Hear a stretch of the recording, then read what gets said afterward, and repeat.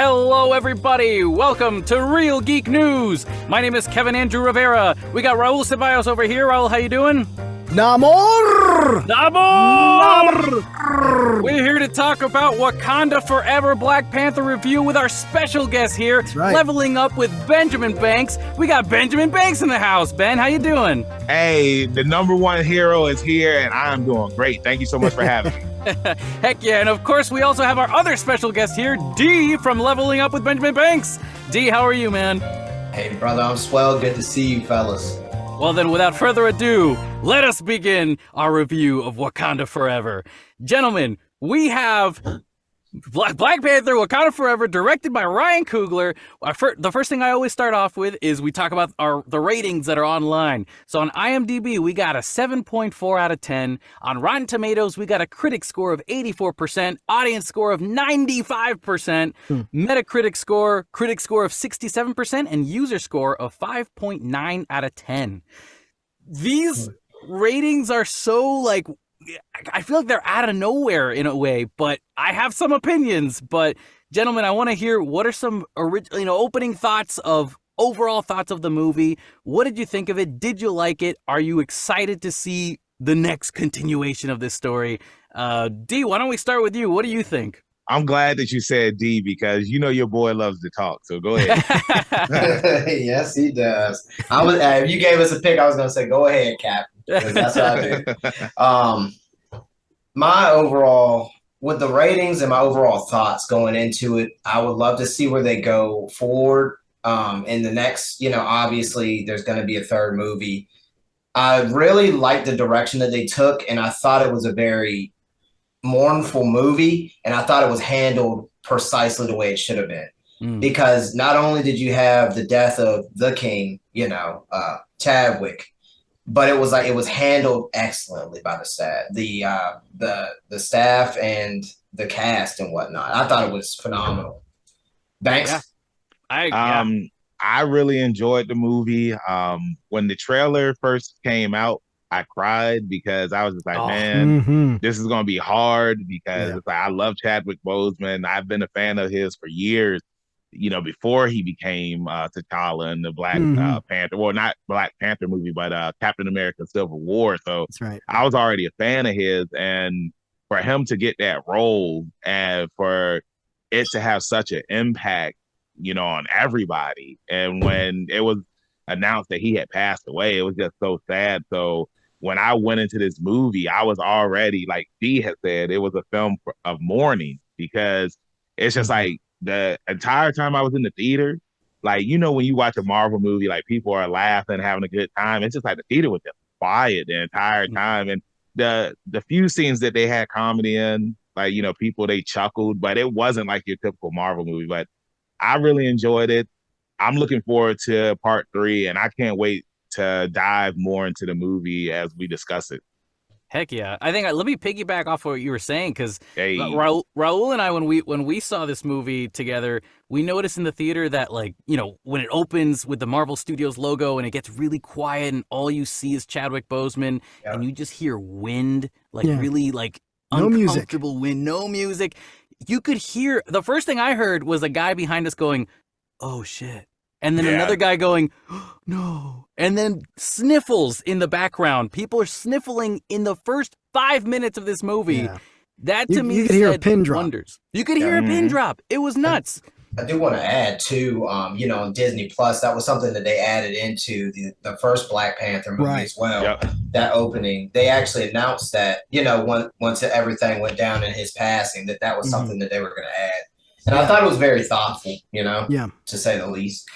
But I think this one, they had it on Disney Plus, but in this one it was silence, right? Because on the Disney Plus one, it still had the Marvel music, right? Yep. Yeah. Oh yeah. Yep. But this one, it was so effective. I feel like it does. Me and my wife were actually just watching that before we got on, so I'm gonna say yes. It does have you know what else? The reason why I was silent, because it's just like right after they showed the Marvel opening, it goes right into the funeral. Yeah, so it's just like kind of like a moment of silence. Yeah, exactly.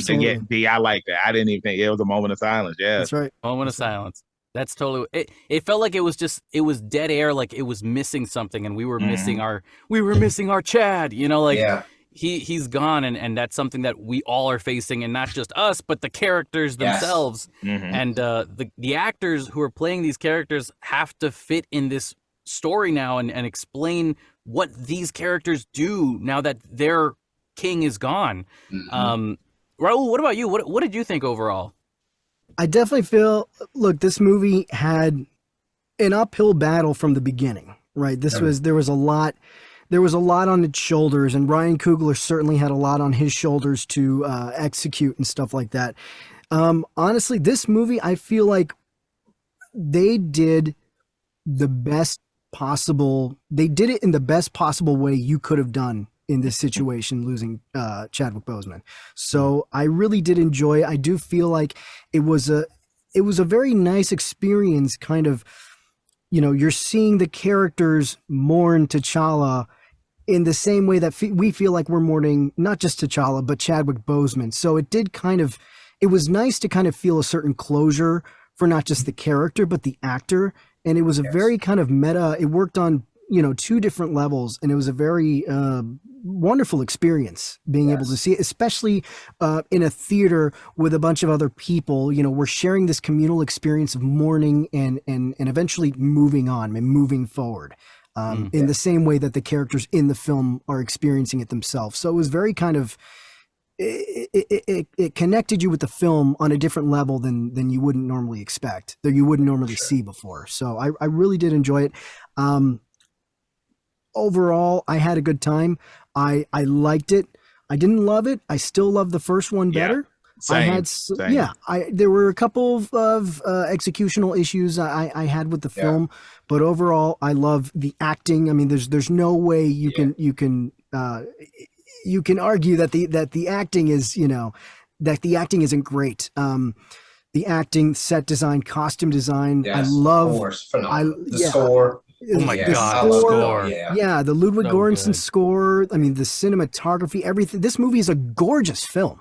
It just, the visuals are so striking, and I'm so happy that Namor, I'm going to call him Namor, because that's it's funny. That's what I thought in my head when I would read the Namor comics before I heard his name pronounced. In my head, it was Namor, and then I heard like Stan Lee say Namor. It just depends on where you're from, I guess. Tomato situation. Exactly. So it's nice to hear that Namor is canon in the MCU. So I'm sticking with that.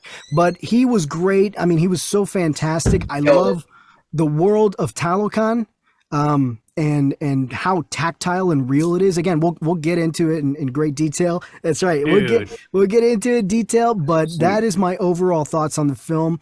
I liked it.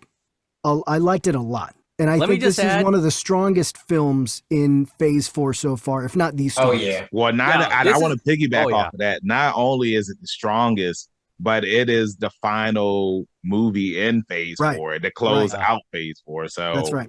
Yeah.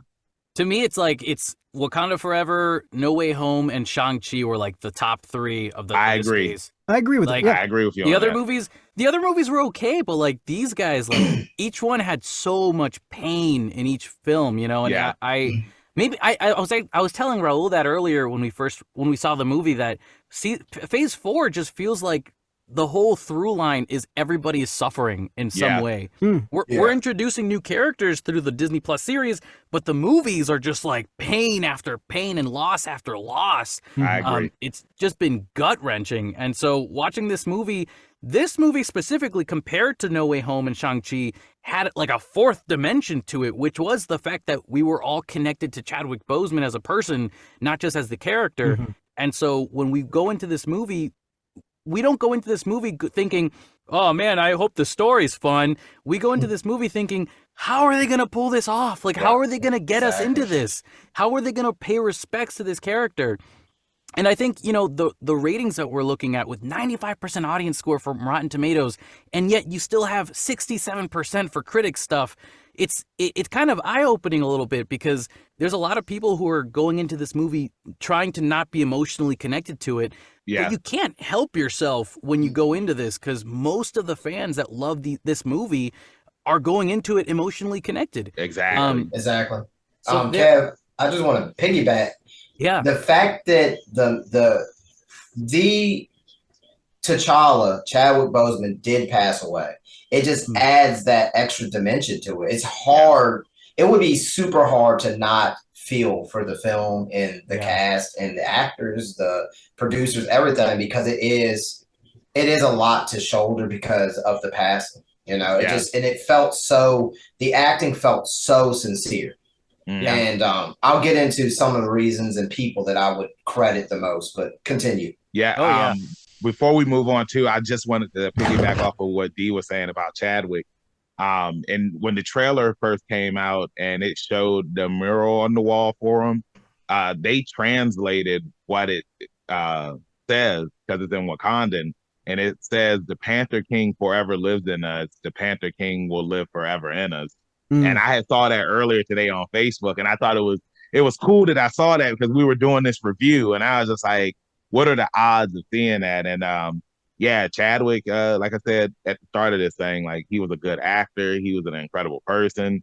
He was a humble person. And, you know, one thing that I just wish that people will do moving forward is, because when he was sick and he had posted the video for Jackie Robinson Day, with Jackie Robinson, and like when people saw him, people were joking him and whatnot, because it was like, well, what's going on? But they didn't know that he was sick. So it's just like, you know, since then, it's like, I would hope that people would, you know, not joke somebody's appearance when they put something out there, because you never know what somebody's going through. And I feel like that in general, like, you never know what somebody's going through. If somebody's how you were raised for school. Like, you know what I mean? You don't point, and you don't know what somebody's going through. Absolutely. I find it really, like, humbling though to hear that he didn't really want to share it with the world, that he had that situation going on, because it wasn't anybody's business except his own and his family's. And, you know, I 100% respect that. I remember when I first heard the news that he passed away, there was that confusion in my mind that thought, like, why didn't he say anything? We were together. You and I, you were hanging out at my place, and we were just talking and chatting, and then, like, one of us got on our phone, and we were like, oh, Chadwick Boseman died. But it's like the more you like, when we first heard about it, it's like the more you sat on it and really thought about this situation, the more you start to realize, like, it's not about the characters he plays, it's about the human being, you guys.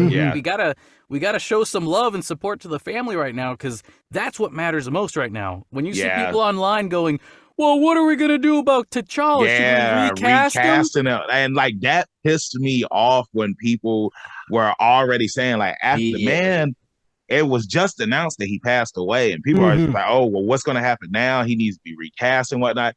And it's just like, I'm fine with him being recast, but, like, don't say that he needs to be recast as soon as it was announced. Like, give it a minute. Let it breathe. It's just like, they made that like the focus, rather than Chadwick Boseman just died. Like, they were like, what are we gonna do about T'Challa? And it's like, guys, like, that again, that's not the important. We could talk about that later. It's fine. I myself, when I first had really been able to think about this stuff for a couple of months, had been telling myself, like, it probably would be better for them to just recast, because blah, blah, blah, blah, blah. I'm not sure how they could come up with a story that could justify how the story's going to keep going without him. And then I sat down into this theater last week and I watched this movie, and I was like, you know what? I'm never going to doubt Ryan Coogler ever again, because this man knew what he was doing. He put all his heart into this movie. And by the time you get to the mid-credit scene, I'm like, wow, did I just find so much closure? And it's not just like a, hey, fans of Marvel, move on. It's a love letter to Chadwick Boseman and finding closure to everybody who was mourning for this actor, not just the character. And it worked. To me, it worked. I was bawling my eyes the first time I saw it. So it definitely did its magic. Tough watch. Tough watch, like, but also very rewatchable, surprisingly. After I watched it the first time, I went with Raul to watch it the second time, and I caught a couple of things that I was like, oh, crap. Like, I didn't notice this stuff before. This is really cool. But that being said, guys, why don't we dive right on into the story plot points? It is a very long movie, so we do have a lot to talk about here. So I swear, for all you listeners, we're going to keep this paced very well for you, and we'll get you out of here in no time. So we start off our movie here. We start with Shuri praying to Bast, the Black Panther god, to help heal her brother, promising that if T'Challa lives, she will finally believe in the spirit. T'Challa, king of Wakanda, dies of an unknown disease. Shuri, his sister, believes he could have been cured by the heart-shaped herb and unsuccessfully attempts to synthetically recreate the herb after it was destroyed by Killmonger. There's an entire funeral celebration for T'Challa, reminding us that in Wakandan culture, death is not the end. It's more of a stepping off point. You reach out with both hands, and Bast and Sekhmet lead you into a green belt where you can run forever. So opening sequence, to me, what was going through my mind watching this was just, oh my god, everything's happening so fast. This is ridiculous. And as I watched this scene transpire, I realized that that's exactly what all the characters are going through as well. This comes out of left field, and it surprises all of the Wakandan people, and especially Shuri, who's struggling as fast as she can to put this stuff together. And I think it was really interesting when it just cuts right to the funeral after the death is announced, because it's just a big slap in the face from, not Ryan Coogler, but the storyline and what it's giving us. But guys, what did you guys think about this opening sequence? Let's start with Raul. What do you think, man? I do. Yeah, it is. They kind of put you right into it immediately from the beginning, right? You're kind of in this situation where Shuri's kind of frantically running around trying to save her brother, and the AI's kind of giving her the vitals and all that stuff, his vital signs. And I like that there's kind of an efficiency in this first scene, in that it kind of just puts you right into it. It throws you into the moment. And, what are we finding out? Well, he's dying of an illness. What kind of illness? We don't know, but you know what? It doesn't really matter. And I think that's, I didn't get so hung up on questions about, well, what happened? How did, they got to explain this and stuff like that. Cause I have seen some complaints about that with this first scene, is like, well, why didn't they explain what happened and how he died? What is this illness? Like, does this, we don't need to know.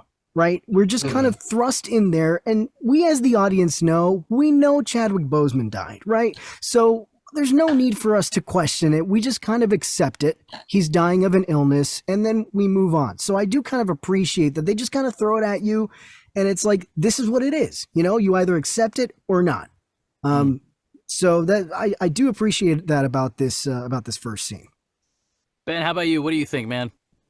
So when I saw the opening scene and Shuri was trying to recreate the plant, I was just like, man, like, we already know what's going to happen. You know what I'm saying? It's just like, I do love that they incorporated that into the opening, that it's just like, she tried to save him. Because, I mean, it's just like in the real world, like when somebody is dying, like, the doctors and stuff, they try to, do everything that they can to keep this person alive before, they meet their end. So it's just like, I thought that it was very respectful how they handled the opening to the movie, and then the whole celebration when everybody was celebrating his death and whatnot.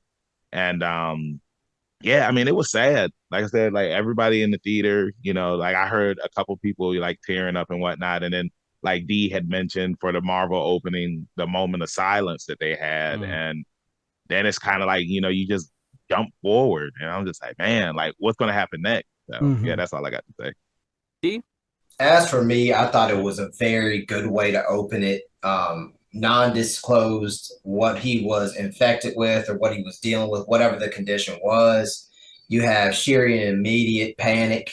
And I mean, like we've already said here, we already knew what was going on in real life. And like I've mentioned in my opening thoughts, and I will continue to say it, they sold it very well, because it was like, right, it was a lot to shoulder, and their way of handling it and jumping right into it and having her kind of panic was something that she had to learn as a character to deal with in a way, because a lot of this, as you recap us and take us through, Shuri herself was dealing with this kind of like the whole movie in a way, like, what do I do?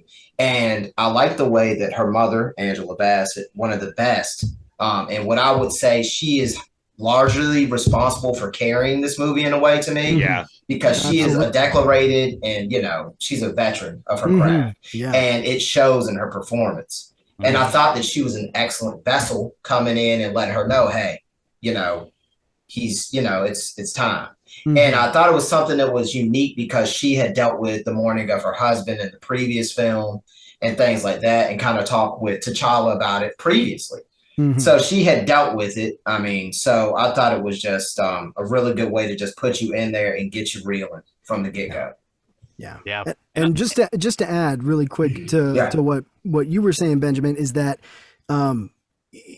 there's like you know what's going to happen, right? We all know Chadwick Boseman died. We know where this is leading. We know this is T'Challa is dying. They haven't hid that from us in the marketing, and yet I still felt like I was on the edge of my seat watching this scene. The way it's kind of played out and the franticness and stuff. You're like, you know, we already know it's going, but for me, I was just like, yeah, oh my God, is she gonna save him? I hope she saves him. But it's like, oh yeah, you know, oh yeah, he's gonna end up dying. But I still felt that urgency, and I felt, you know, She what I mean? sold It's absolutely, she sold it, absolutely. So yeah, that was really great.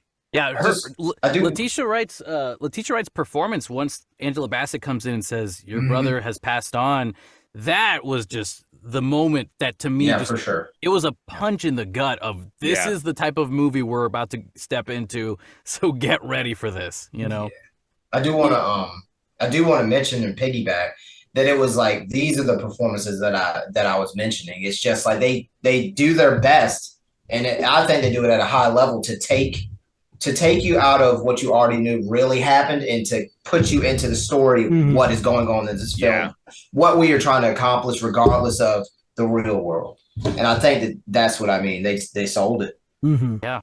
Oh yeah. There were so many connections, I think, in this movie to the real world, as you were saying, like, and I think that's why it worked. Like why we are okay with the scene the way it's playing out. And actually, that kind of segues us into our next section of the movie here. 1 year later, Wakanda is under pressure from other countries to share their vibranium, with some parties attempting to steal it by force. Using the Dora Milaje, Queen Ramonda presents to the UN the French soldiers who were trying to steal vibranium. She warns all the countries at this meeting that any more stunts like this will be considered an act of aggression. Like, honestly, like in real life, that's probably how things would have ended up as well if we had a real life Wakanda. Like, for sure. 100 countries, 189 countries would have been like, yeah, let's try to take it without them knowing, you know? Not with the Dora Milaje. Like, just because their Black Panther's gone doesn't mean, you know? And may I add the music of the Dora Milaje when that sequence was happening? When the doors open up, it's so intimidating and badass. Like I found myself just going, hell yeah, because they're about to whoop these French guys' butts. Like, come on, let's go. But Ben, what do you think about this? So when I thought that was a good way to transition into like what's going on in the world now, because you know in the first Black Panther film, T'Challa. He wanted to, you know, open Wakanda for the rest of the world. And I know that had been an issue with some of the other, you know, higher ups in Wakanda, where it's just like, you know, we've been in secret for all these years. And it's just like, now you want the world to know about us. But that's what Killmonger wanted to happen too, but he just wanted to go about it in a different way. If you could compare both of them, Killmonger was like Magneto and T'Challa was like Professor X. That's a good point. Yeah, that's a really good way to put it. But you know, it's like now that T'Chaka and T'Challa are gone, and then now Queen Ramonda, she has to, you know, be the queen of this entire place. And I thought that the scene where, you know, she was at the UN and she was talking with the person from France, and then it shows the Dora Milaje and they just take out the French soldiers, like the whole transition and how they were just taking everybody out. It was just so dope. Like I thought it was a good way to, you know, move from a sad scene and then like pick up the energy and, you know, get everybody hyped for what was to come next. Which is a great reminder from the Queen saying like, you guys think that because the Black Panther's gone, like That's it for us? Really? Really? Check this out. And then all these people come out. Oh man, Dora Milaje, come on. I can also just add that Ryan Coogler does not miss when it comes to action sequences. Like, to me, watching just that opening sequence made me go, oh man, he's got to direct Secret Wars. Like, this guy's, he would kill it if he directed Secret Wars. And this isn't even the best fight scene of the movie, and we'll get to that. But D, what about you? What did you think? I mean, just the queen putting down her foot and dealing with people. I thought it was good. And like I said, the pacing of the movie really helped its case. Just immediately going, people smelling what they think is blood in the water and trying to make a move on Wakanda and getting dealt with. I thought it was pretty sweet. She had to come in and kneel and let them know, look, I'm giving y'all these people back, but if I see them again, Boy, you. Yeah, So it was very blunt, and I thought it was immediately when I saw him going in there, I was like, ain't no way. Yeah. Ain't no way no regular soldiers went right up into Wakanda. So yeah. I do recall in our theater hearing people going, oh, like as soon as the Wakandans start showing up with their weapons, I'm like, oh, here we go. It's about to go down. Raul, any thoughts from you? I think it's so refreshing that in this movie, the last movie of Phase 4, we finally get a movie that shows us how the events of the movie affect the world, right? Yeah. The events of this movie, we're seeing the geopolitical structure play out and how the rest of the world reacts to the events going on here with, T'Challa being gone. And now it's like open season on Vibranium, right? Yeah. And we get to see, the UN and how everybody reacts. It's so refreshing because I feel like so many of these movies in Phase 4 take place in this bubble, and we never get to see how the rest of the world are reacting to it. Nobody questions the fact that a giant celestial came out, from the earth and is now just like stuck there. Nobody's questioning what happened with Doctor Strange and Spider-Man and, all this stuff going on. Moon Knight, you've got, Egyptian gods fighting out in the open. And yet we never hear from anybody how the world's Just another reacting. Tuesday.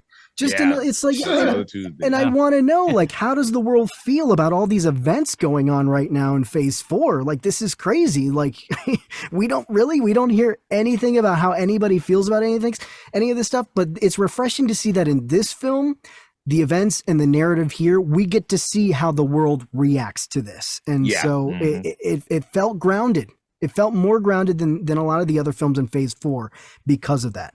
And I really enjoyed seeing that. And we're gonna Angela Bassett, my God, this is only one of many highlight moments that she has in this film. It's right there. You feel it, like T'Challa's gone, yeah, but you know what, don't underestimate Queen Ramonda and the rest of Wakanda. She definitely convinced me. It's like, she has so many great moments in this film, and with her first scene there at the UN, it's like right out the gate, like, oh, you don't want to mess with her, right? You also, don't want to mess with her. Take it easy, fellas. That's right. Let me just add also that, like, in the beginning of that scene, the UN's all like, hey, what gives? Like, you've been signed with us now, like, for 5-6 years, and you still haven't shared anything with us. What's going on? And I was over here in the theater thinking, Thanos snapped his finger, and you guys have been half the population for 5 years. What do you mean, why aren't you helping us yet? Yeah. Like, it's been ages, and then the king died right away. Of course they're not helping you guys yet. We've kind of been busy. Thanks. Yeah, they have to restructure, Yeah. It's really cool to see the way that Wakanda responds to the UN whenever they try something, because the next scene kind of like is a good comparison on what happens with another country when you try to mess with their vibranium, which is the Talokan people. Here in our next scene, we got in the Atlantic Ocean, the CIA uses a new vibranium detecting machine on an expedition to a potential vibranium deposit underwater. After hearing siren calls, the entire search team is attacked and killed by blue-skinned, water-breathing people. 2 CIA members try to escape on a helicopter, but a silhouetted figure catches the helicopter tail and dunks them into the ocean. The CIA believes Wakanda is responsible. What you were saying, Raul, about like the geopolitical stuff, like This movie, I think Black Panther in general as a franchise is so good about talking about geopolitical issues. And just this scene, just the idea of, oh, it's the Wakandans' fault. We gotta all the other countries, we should gang up on Wakanda now and, you know, dismantle them and get their resources. It's all about political stuff. Like it's all everything that happens has a consequence in the planet, and that's awesome. But I think the opening sequence with the sirens singing, at first I thought it was just like the composer of the movie just adding cool music. And then I slowly realized like, oh shit, no, like these characters are actually, these are the ones singing. They're the ones making people fall off the boats and all this other stuff. That's nuts. And it's just so much like, what's the word I'm looking for? Like there's no mercy. There's no mercy with these guys. They don't care who you are. They're so ruthless. Right. I thought it was funny that they kind of derived from the Aztecs, because that's what they kind of reminded me of. Yeah. Oh, yeah. Like if you were to run into them back then, they would just kind of, you know. I mean, think about it. The piggyback off of that, because remember, like on the Mayan calendar, they said that they all disappeared, and I mean, that's what they were hitting at. Yeah, disappeared. Yeah, they they returned to the ocean. But I thought, continue, Kev. No, I mean, I was just saying, like, they were, like you said, they had the siren calls, and I thought that it was instantly, like, again, the pacing of the movie is so it's almost fast, because it's like you get conflict after conflict after conflict, and they weren't playing, you know. They found them drilling out there. I did get very Jurassic World vibes when they went down there and found the drill bit all messed up, and then it was like they panned to the shot of them and they were just standing there looking into the dark. I was like, where's the mosasaur at? Because it's like, is the lightning gonna flash? And it's just right behind them, and hey, their comms went out. It was funny because the one girl, she was just sitting there smiling, and it was just cool. like, we found some new life down there, and they were trying to contact her. It was just like, the other guy, like he's not being picked up right now. And she looked, she didn't see him. I knew it was a wrap. She immediately freaked out. I mean, what would you do down there that deep? Yeah, so why didn't the other guy freak out? Because like she's already I think they just snatched him up. Yeah, they snatched him up. I thought he was gone.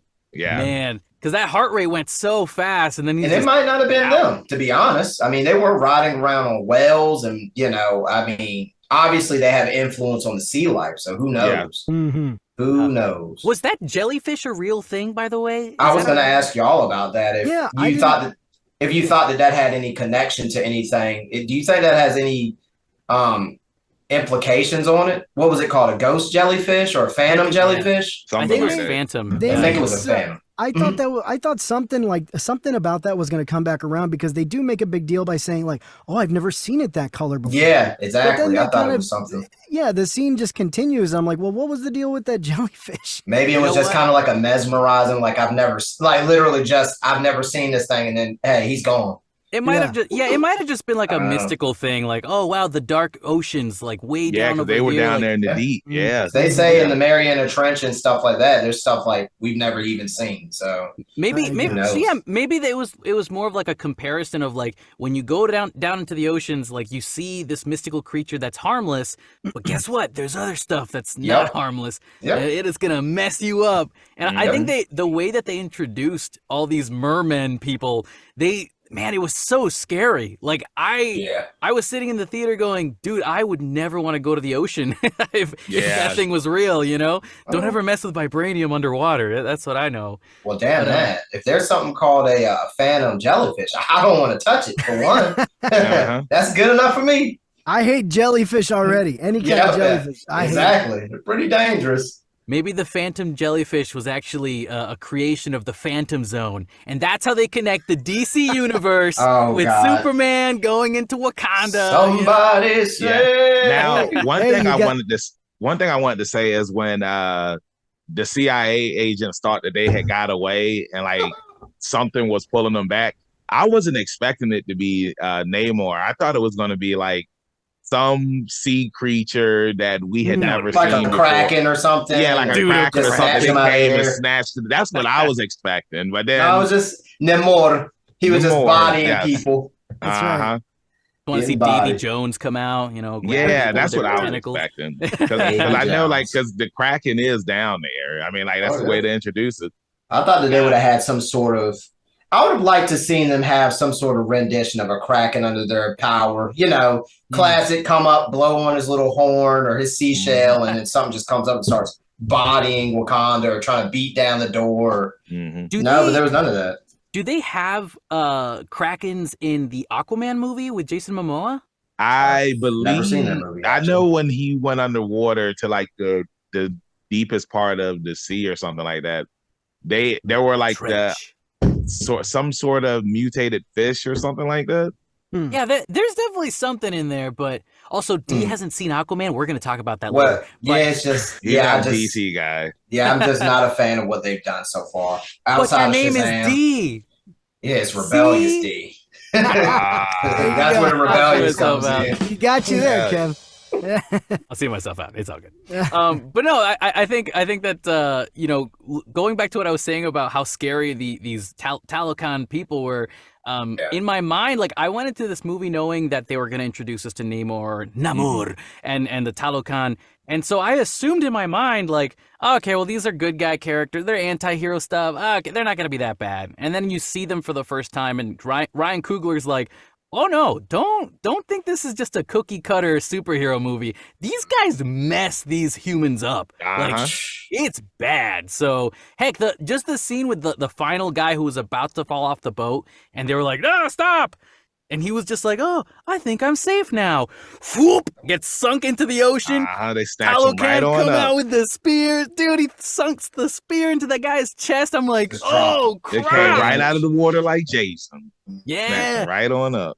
And I'm pretty sure the main commander for the Talokan who did that, through the spear, I think he becomes a villain later on in future comic stuff. So it's cool to see that there's going to be even more, relationship and tension within the Talokan people themselves. As it goes. As it goes. And again, we'll talk more about that. Kind of like Aquaman and his brother. I mean, exactly. There's definitely going to be like a patriarchy thing, like who should be on top kind of thing. Kev, I do want to piggyback, and I think that's towards the end, and he has a conversation with I think she was the young lady who had the fish helmet kind of thing. Namora. I do think, yes, thank you, Namora. Oh, yeah. She is, that fish for one is, I believe that's a very poisonous fish, I think, for one. I can't think, what is it? Oh, no, I don't know. I'm trying to think of the name of the fish, but I was thinking it the whole movie, but towards the end, the wrap up, she's like, I wanted to rule by your side. And she's showing not necessarily a disbelief in him wanting to work with Wakanda, but it's a lot that goes into that conversation, even in his words too. Like they're going to turn to us and need help. But is it like, hey, that will be our moment to strike them?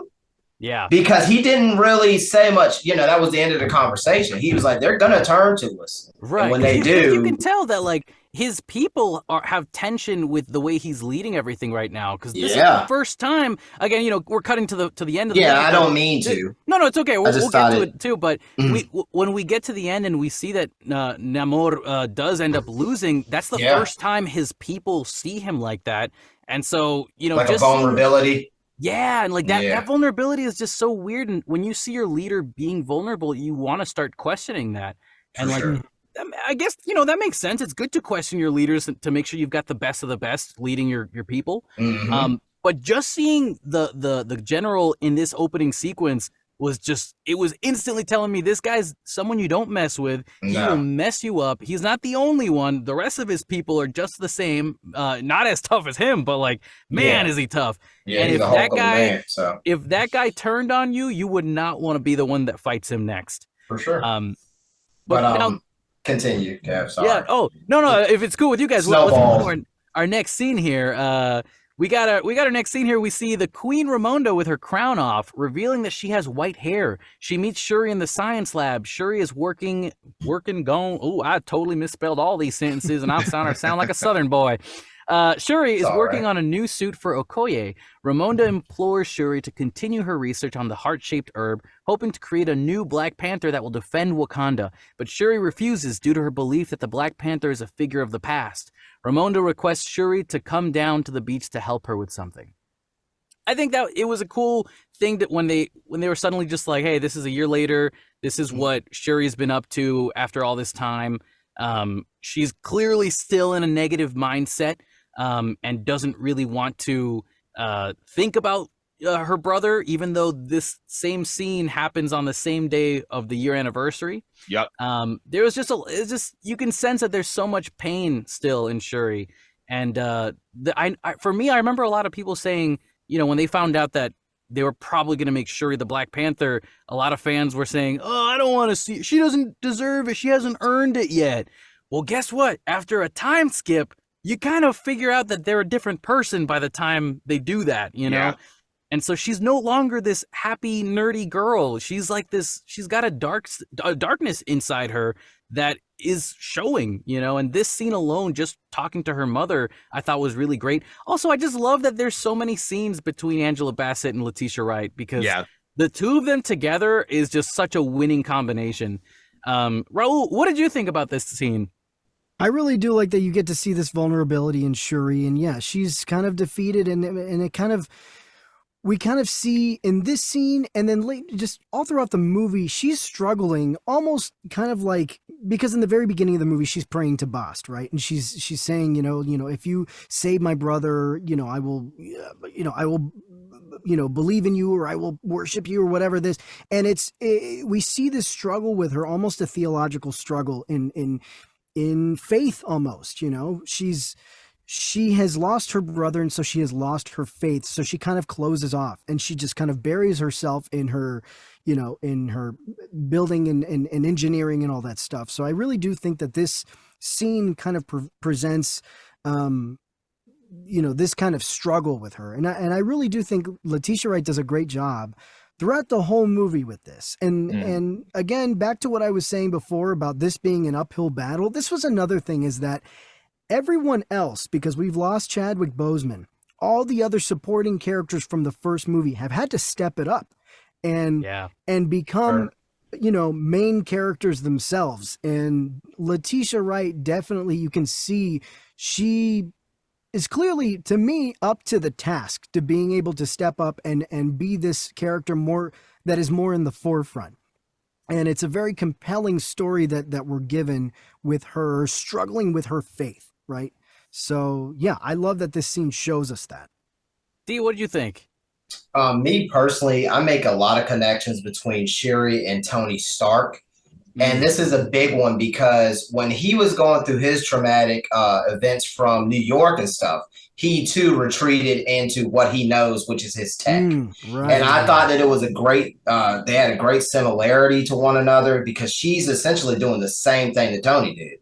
I mean, she just doesn't build, well, at this point, literally, she's building suits too. And I don't know if that is any influence from Tony directly, but I thought that was something that she found comfort in the same way he did. And that's the way I see it. And then whereas Tony had Pepper pull him out and just kind of like, hey, you need to stop building random suits. By the time the third movie rolled around, that's when that was happening. He was just kind of building suits because that's like, he was almost afraid. He didn't know what else to do, basically. Right. And in this, she has her mother pull her out and is like, hey, we need to talk. She's getting older. And she, to me, is the one who kind of tried to shoulder everything for her, kind of be her shield. And in another way, too, she's just kind of trying to get her to accept what is going on at this point in time with the family. And she's obviously, continuing to age herself. So I thought it was a good moment. And Shuri at this point still can't accept it. She doesn't know what to do, and she's still kind of lost in herself. So I mean, that was my main takeaway. Thanks.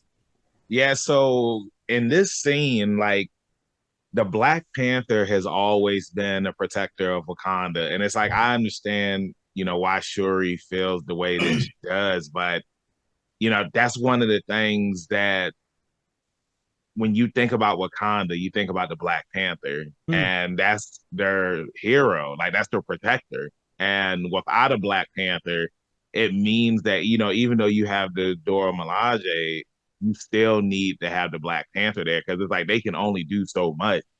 And I know that they don't have the heart-shaped herb anymore, and you know she's working tirelessly to, you know, recreate another one. But by her saying that, you know, the Black Panther is a figure of the past, I feel like it's one of those things where, you know, like how younger people will say, all right, this is something prime example, right? Because this is something that just happened recently. So 21 Savage, he was on something and Nas's new album just dropped. And somebody had asked him a question about Nas, and he was just like, Nas isn't relevant anymore, you know, and that ruffled feathers in, you know, the hip hop community and whatnot, because it's just like, yo, like, what are you talking about? Nas is always relevant. But it's just like, I get what 21 Savage was coming from, because it's just like, because he also said that, you know, Nas is still popular, but his fans are the only ones that like him. Not everybody all over the world. Like he's not relevant right now in the world of hip hop, which is, you know, to go back to what Shuri was saying, it's just like, yeah, there's people in Wakanda that, you know, want the Black Panther to come back. But Shuri is just like, no, like we need to focus on ourselves and we need to focus on, you know, growing Wakanda and making Wakanda great again. And you know, we see that she's working on the suit for Okoye, which I wasn't a fan of the design. Like I thought that it looked, eh. But I'm like pretty sure it's Okoye. in, yeah, I'm pretty sure it's in the comics, and it might look better. I mean, you know, we Yeah. talk Get me about this all started the on that. time with The Midnight you know, Angels. with like Sweet name. Is it TV weird? I think it shows looks and like a movies, fish suit. how they changed the Looks design for outfits and whatnot. So it's kind just of. one of It looks like it has inspiration from like Egyptians. I don't yeah, know what yeah, I it can see like. that. That's what it looks. It reminds me of like Scarab or whatever. It just Yeah, looks very. I don't know if they did that on purpose. Who knows? For me, You like know? That the is from the eyeballs. comics. The eyeballs made me think of Breath of the Wild, like the ancient monsters from Breath of the Wild, because they all have like these circular shapes and like cool little designs on them. And I was like, oh man, like okay, That's not going to cool. age well. But sheesh. You never know. Raul, We'll so see. you were saying something, Raul. What's up? No, I was just saying that the suits, and this is jumping a little bit ahead because we don't really see them in full form until later, but I will say the suits, the Midnight Angel suits in the film are comics accurate, but okay. I will say it looks better on the page than on the screen. I do. That's what I'm saying. Yeah. There is. I do agree with you. There's just something. It looks really cool when you see it in the comics, and they don't really change it too much for the films. But it looks better in the comics than on the film. I don't know why, but it just doesn't strike me the same way. Yeah, that's something because on when me and D were doing our reviews for Black Lightning, there was this character up there, and I'm mad that I can't remember his name right now.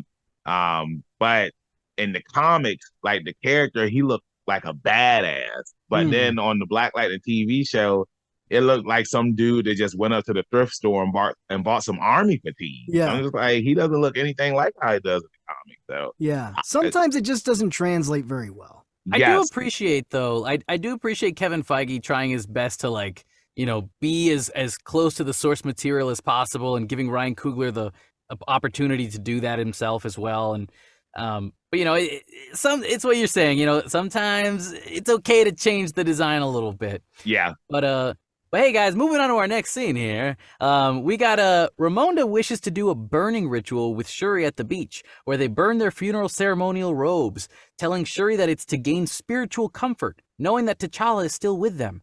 Shuri refuses, telling Ramonda that it's all part of her emotional construct, a coping mechanism, nothing more. Shuri claims that if she ends up doing this burning ritual, she'd end up wanting to burn the whole world instead. Easily bypassing Wakanda's advanced security, the silhouetted figure appears from the water. We find out his name is Namor, leader and god of the Talocan. He blames Wakanda for the vibranium race and gives Ramonda and Shuri an ultimatum. Find and give him the scientist responsible for the vibranium detecting machine, or he will attack Wakanda. He gives Ramonda a seashell to let him know when they should meet again with the scientist at hand to murder. I gotta say the conversation again, going back to what I say about Letitia Wright and Angela Bassett's scenes working together, so freaking good. The scene where she's talking about, mother, it's an emotional construct, like it's all just in your head, like the spiritual stuff isn't real. I grew up Catholic. I never said I'm a good Catholic, but I grew up Catholic. And every time I hear people have conversation about spirituality, that's oh man, it does something to me deep down because I know that I have a spiritual side within me, but I know that sometimes it's not as strong as it could be. And it really resonated with me. And when you hear Angela Bassett asking Shuri, like, what is your comfort? Like, what comforts you when you think of Chadwick? Like, what does your construct do for you? It made me think about it because I felt like she was asking me that question, not just Shuri. And I'm like, man, I'm so hooked on this scene. But Ben, what about you? What did you think of this whole thing? So when I saw it, I was just like, man, this dude just rolled up on him. Like he came up on him like Birdman on the Breakfast Club, where he was just like, I'm talking to all three of y'all. There's a few places I could have rolled up on y'all, but I wanted to come say it to your face, and that's what he did. He rolled right up on him, and I just love how Ramona was just like, well, how was he able to get in here? Like it makes me think that because of the water that's everywhere all over the world in the MCU, that it's no place is safe. So it's just like he can go wherever he wants to go. And like he said, if he wanted to bring the crew up in there, he could have brought the crew up in there, which he did. They didn't see the other people that had put the machine on the land. But That's right. I just thought that it was an incredible scene. And I thought too, like how you were saying, Kev, about, giving them the ultimatum. If he, like I said, if he wanted to, he could have easily just took everybody in Wakanda out. But I'm glad that he gave them an ultimatum where it's just like it did give them some time. But at the end of the day, like he wasn't wrong in doing what he needed to do because he wanted to protect his people. And now you have surface dwellers coming down to where his people are, and it's just like, no, like I don't want them to know about her, So I thought that the scene was it was a very powerful thing. Like the scene before where they rolled up on the CIA agents, like that was a powerful scene to introduce them, but to actually introduce Namor as like, hey, this is me. I rolled up on y'all. I thought it was a powerful entrance to his appearance. D, what'd you think? Well, I mean, to piggyback off of Banks, is just it was powerful. It was a great intro for him.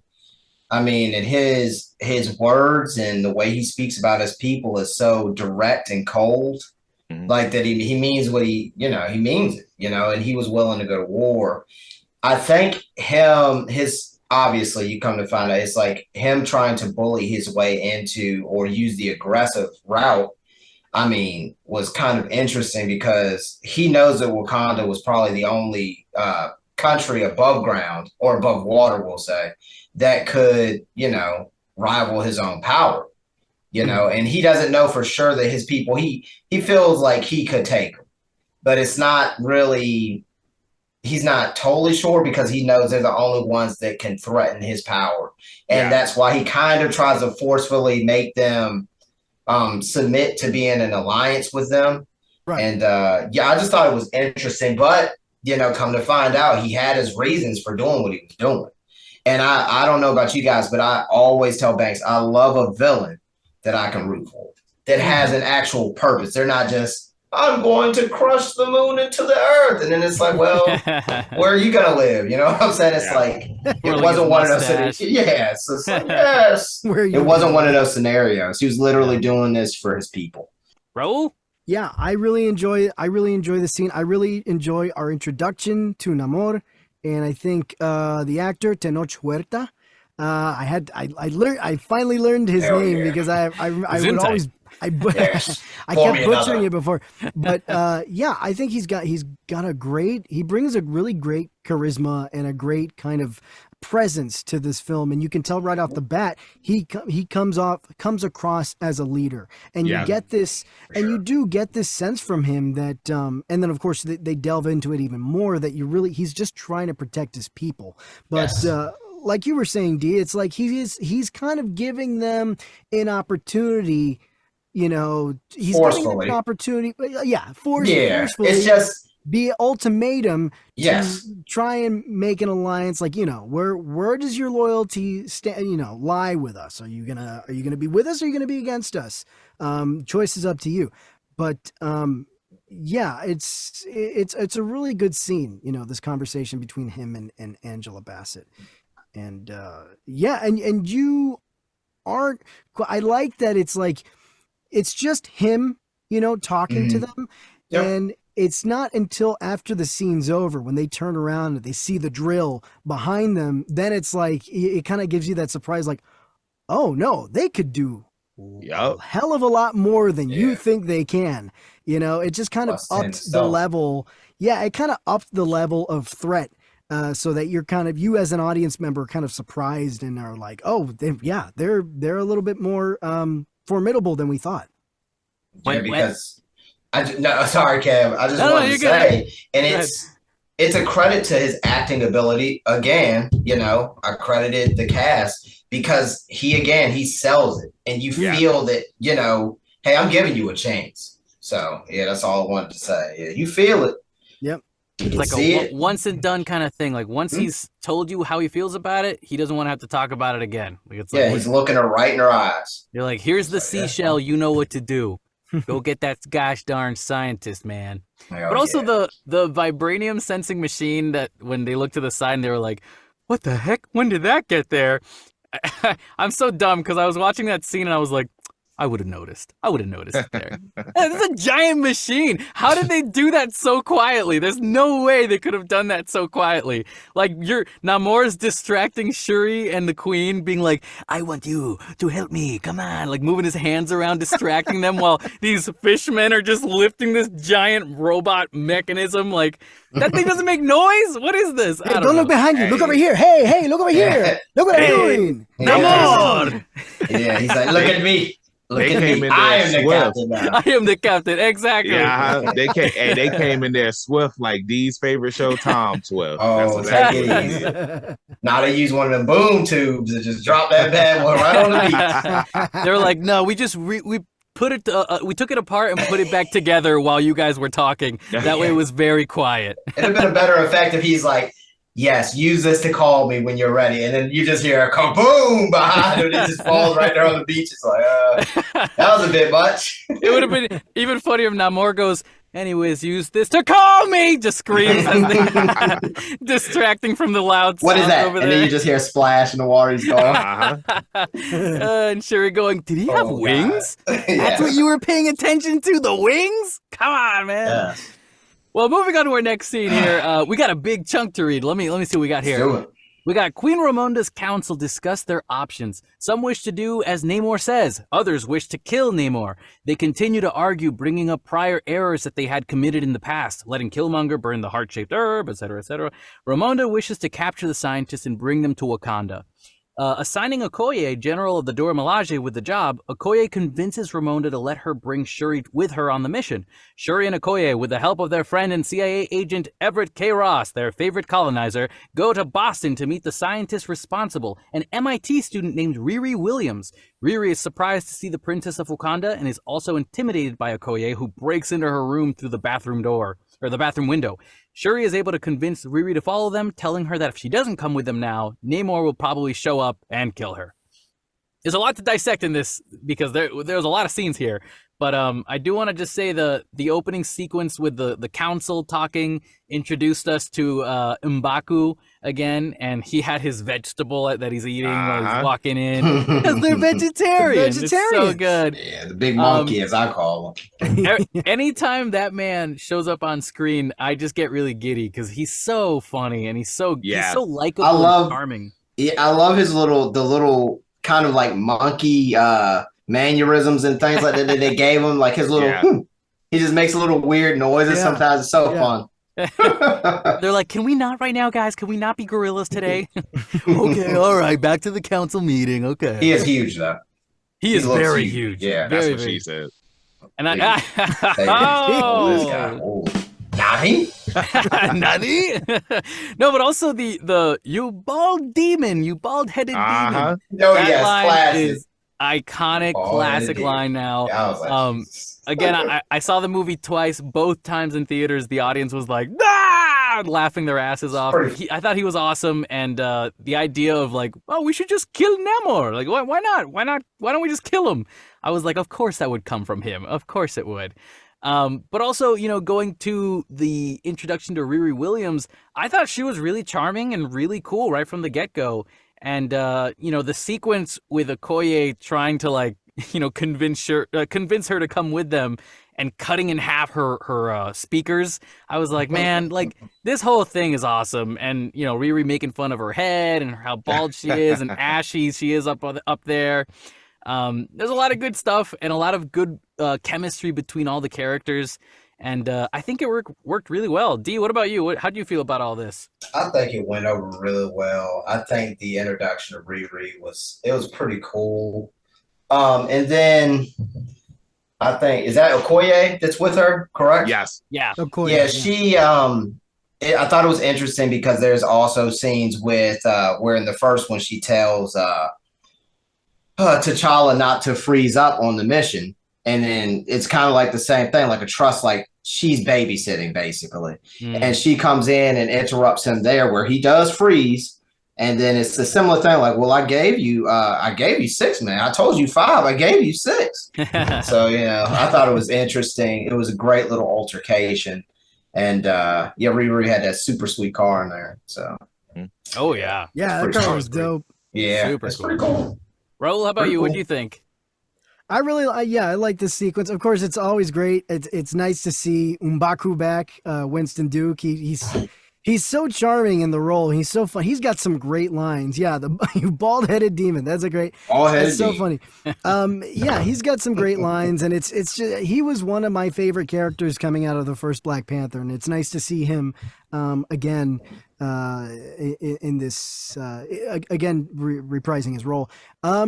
And I did like this scene where they go and they go find Riri Williams, and I thought the interplay between Okoye, Riri, and Shuri in the dorm room was really funny, especially with Okoye. She had some really funny lines and stuff. Yeah, I really enjoyed it. It was a nice kind of lighthearted scene to kind of break up all the tension of everything that's going on. Ben? So when M'Baku had came into the council room, I want to say like that's when like people were starting to laugh because it's whenever he talked, like it's always going to be something funny. So you had that, and then the chemistry between Shuri and Okoye. I mean, it was in the first film, but it's like it was expanded upon more in this film. I thought it was funny because like when I saw her, like, Shuri, she's dressed like a college student, but then you have Okoye looking like he came straight out of the 80s. She reminded me of Grace Jones in that outfit. Like those were the vibes that I had got when I saw her in the outfit. And I thought it was funny when Shuri and Riri were talking in the room, and when she opened up that door, Okoye was in there. Like it was just like everybody has already stated, like the chemistry between all three of them was funny. And Dee mentioned that she had a sweet car. That car reminded me of the car that Echo Kevin had. 11's car? Oh. Nah, Echo and the Hawkeye series. Wow, throwback. Look at that. Yeah, except it was red instead of green. But yeah, I mean, like I thought that this scene it was cool introducing Riri. I've seen the actress before. She was in Judas and the Black Messiah, and she did a really good job in that movie. So when it was announced that she was going to be playing Riri, I was just like, okay, like I'm looking forward to that. So yeah. She pulls off the college student like vibe. Like I totally get that from her. I think I'm sorry, Kev, real quick. But something that I had saw earlier today too was that in the comics, Riri and MJ are both at MIT at the same time. So, I mean, who Dude, knows? that was something I was hoping would happen. Interesting. Because, yeah, like Mm. Spider-Man, Peter Parker is at the age range now where all his friends are in college now. Yep. And she would have been, like, I was hoping that when, Shuri was walking down the hallway, maybe we could have seen a little Easter egg of, like, Ned or MJ being like, oh, Yeah. who's that? MJ or Is that- Ned, yeah. Yeah, like, that would have been awesome. A little I totally didn't even callback. think about that. But it's okay that they didn't do it because I feel like it would have taken away from Would've Of course. what's Yeah. Of going course. on, because we're trying to meet Riri right now, we're trying to introduce her, but that would have been very cool. If they don't meet in the future, though, I would be surprised. Like maybe little MJ cameo, Ned cameo in the Riri Williams Ironheart series, perchance. Maybe. You never know. But Depends on how everything is squared away with Sony and how that works with the TV shows. I'm not sure. Yeah. Yeah. That's true. Yeah. There's kind of a Good old stipulation. Sony. Good old Sony. Good old good old Sony. Sony. Oh, do we love them? Oh god. Well, moving on to our next chunk here. This is another huge sequence here. The three of them go to Riri's storage house where she works on all her tech. Suddenly, the FBI surround the perimeter. Okoye takes Riri's car, which belonged to her dad, in order to help them escape from the FBI. A chase scene ensues, with Shuri making the executive decision to split the three of them up. Riri tries out her Mark I Iron Man suit to help the escape. Riri shoots down the FBI strike drone and helping to block off the FBI from reaching Okoye and Shuri. Just when Shuri and Okoye and Riri think they've escaped from danger, the Talokan warriors appear. They show up with explosives and completely knock out Shuri and Riri. Okoye stands her ground, has a fight sequence with the Talokan. Eventually, she loses the battle and is thrown off the bridge. Before Riri is about to be killed, Shuri wakes up and tries to talk things through with the general of the Talokan. They agree to take the two of them alive, leaving Okoye in disgrace. Man, so much happened in this sequence, and again, going back to what I've been saying earlier, the action sequences Ryan Coogler doesn't miss. These were awesome. They were so fun. And also the design for the Mark I Iron Man suit, I was like, damn, like this girl deserves it if she's gonna be the next Iron Man. Like, Yeah. I'm already impressed. Like, this is cool stuff, man. And she's the first American to do it, technically, right? I mean, I don't think any other Americans knew how to make Iron Man suits just yet. Yeah. The only person that kind of came close was Justin Hammer. Justin When- Hammer. Yeah, That's when he was trying to right. do it in Iron Man 2. Yeah. A But it lot of would rip people you a in lot of half. people were trying. A lot of different Yes. people were trying, and I think Justin Hammer came the closest at Yeah, the he's time one of the bigger people. yeah, Yeah. at the time Oh, of yeah. Iron Man 2. But I do remember them saying in Iron Man 2 that there were other people around the world who were trying to make their own Iron Man. Well, Mhm. But Comic yeah, the book fact that wise. this is yeah, there's a lot of them.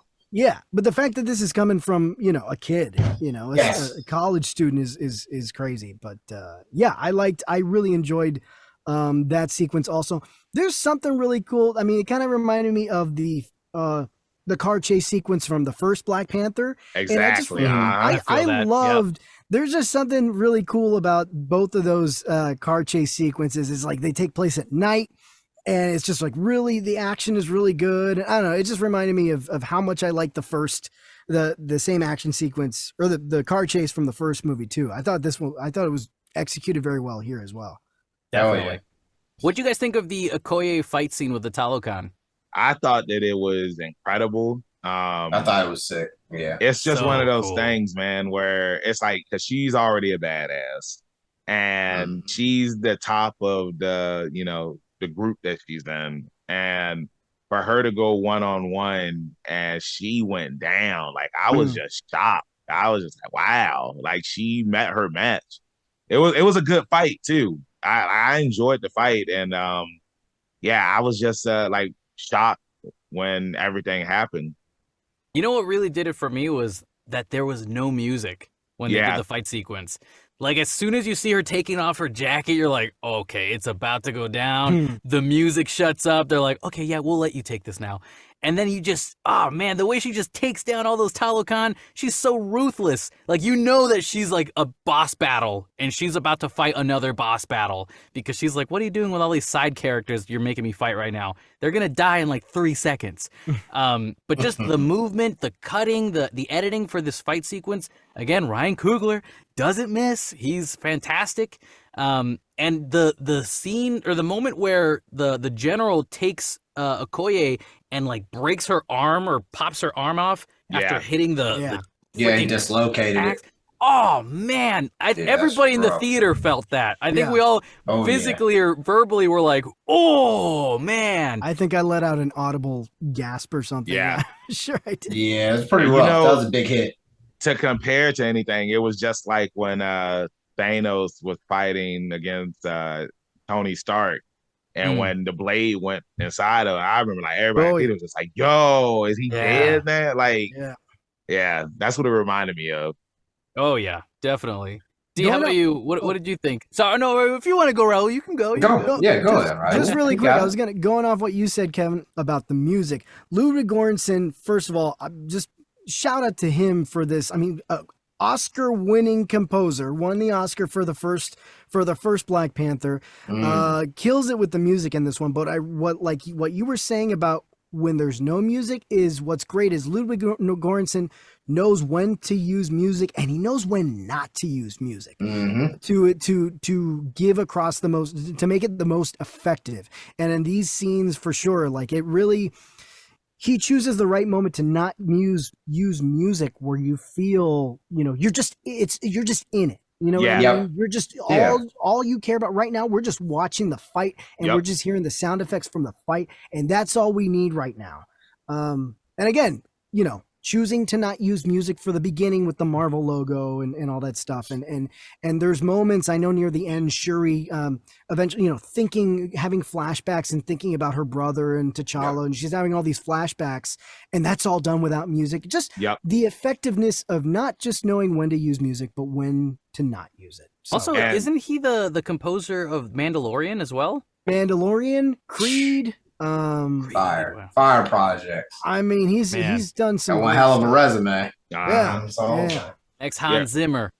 Raul, I just wanted to piggyback off what you were saying, and that's one of the things that I love about certain animes. Like, I know there are a lot of anime fans that don't really like the Dragon Ball Z sub, but there are, like, I enjoyed the score in the sub just as much as I enjoyed in the dub, because in the Japanese version, like, there are certain scenes where like there's no music playing, and it makes you feel like, depending on what's going on, like if it's an intense scene, if it's a sad scene, you're just like, what's going to happen? Like, there's no dialogue or anything sometimes. So I think that by taking the music away, I mean, even going back to the Thing, the horror movie, like there's scenes in that where like there's no music and it gets really creepy. And you're just like, well, what's about to happen next? And like, that's how I felt when I was watching that fight on the bridge. The tension.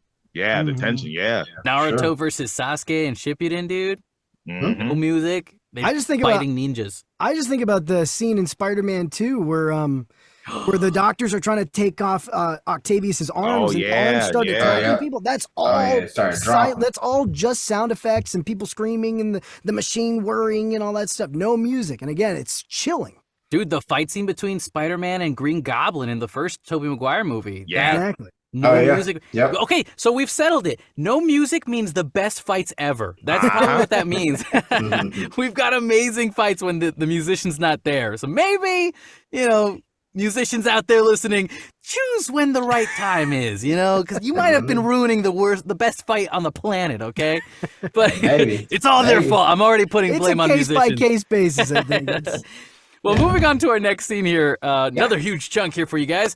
We got Okoye reports back to the Queen and the Council. Ramonda strips Okoye of her duty as Dora Milaje.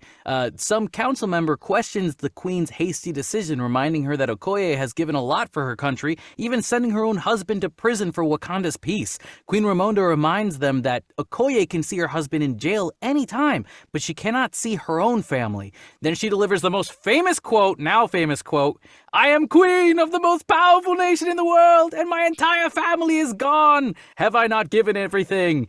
With nothing else to say, Okoye gives up her title as general.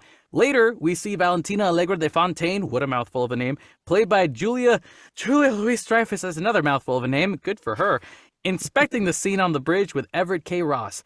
Everett finds Shuri's beads bracelet We also find out that Valentina and Everett were once married. Valentina tells Everett to take her on an 8-hour drive back to headquarters. At the end of the ride, Queen Ramonda calls Everett to get information on Shuri. She learns that whoever kidnapped Shuri was of Mayan descent. Queen Ramonda heads to Haiti and seeks out Nakia, who has been living there since the blip. We find out that Nakia didn't go to T'Challa's funeral and she's been avoiding Wakanda. Ramonda tells her that Shuri has been kidnapped and asks her to save Shuri.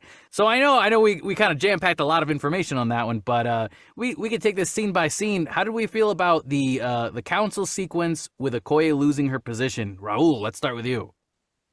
I thought that was I love, again, this is where we get that speech that's been in the trailers, right? Where we get that speech from Angela Bassett, and good God, this is one, and we knew from the trailer that this was going to be a powerful moment. Of course, we don't know the context, of this speech until you actually see the movie. And I was wondering if when I saw this speech in the film, in the context of the film, if it wasn't going to be as powerful because I had already seen it in the trailer. Not the case at all, because you really feel in that moment everything that she has been through, and that all comes to the surface. And then now, what we didn't know in the trailer, but now what we know in the movie is that on top of all that, Shuri's been kidnapped. So she's lost Shuri as well. And all these things just stacked up. Yeah, she's distraught. Ramonda is distraught, and she trusted Okoye, and, she lost her. And it's just a powerful moment. And it didn't lose its luster because I had already seen it in the trailer. It was still just as impactful, if not more so, now that you see it in the context of the film. So I thought that was a very, very powerful sequence. And, it was, and the whole point that she made about, you can visit your husband at any time, but I have no one. And I'm never going to see them again. Yeah, my thoughts exactly. I mean, she let her have it, and I mean, she had sacrificed everything. She's wondering if probably, how much longer she can put up with it. We see that she's aging. Obviously, they don't know where her daughter is. Yeah, I mean, like a concerned mother, and she sells every bit of it. Ben, do you think that Angela Bassett should get a nomination for an Oscar for this? I do. I said something about that on Facebook earlier today. I said that, she deserves her flowers right now. Yeah. And like that scene, it gave me chills. I agreed with everything that she said. Yeah. One of the things that I liked that she said was, when Okoye was sitting there, begging, saying, I've done everything for this country and whatnot.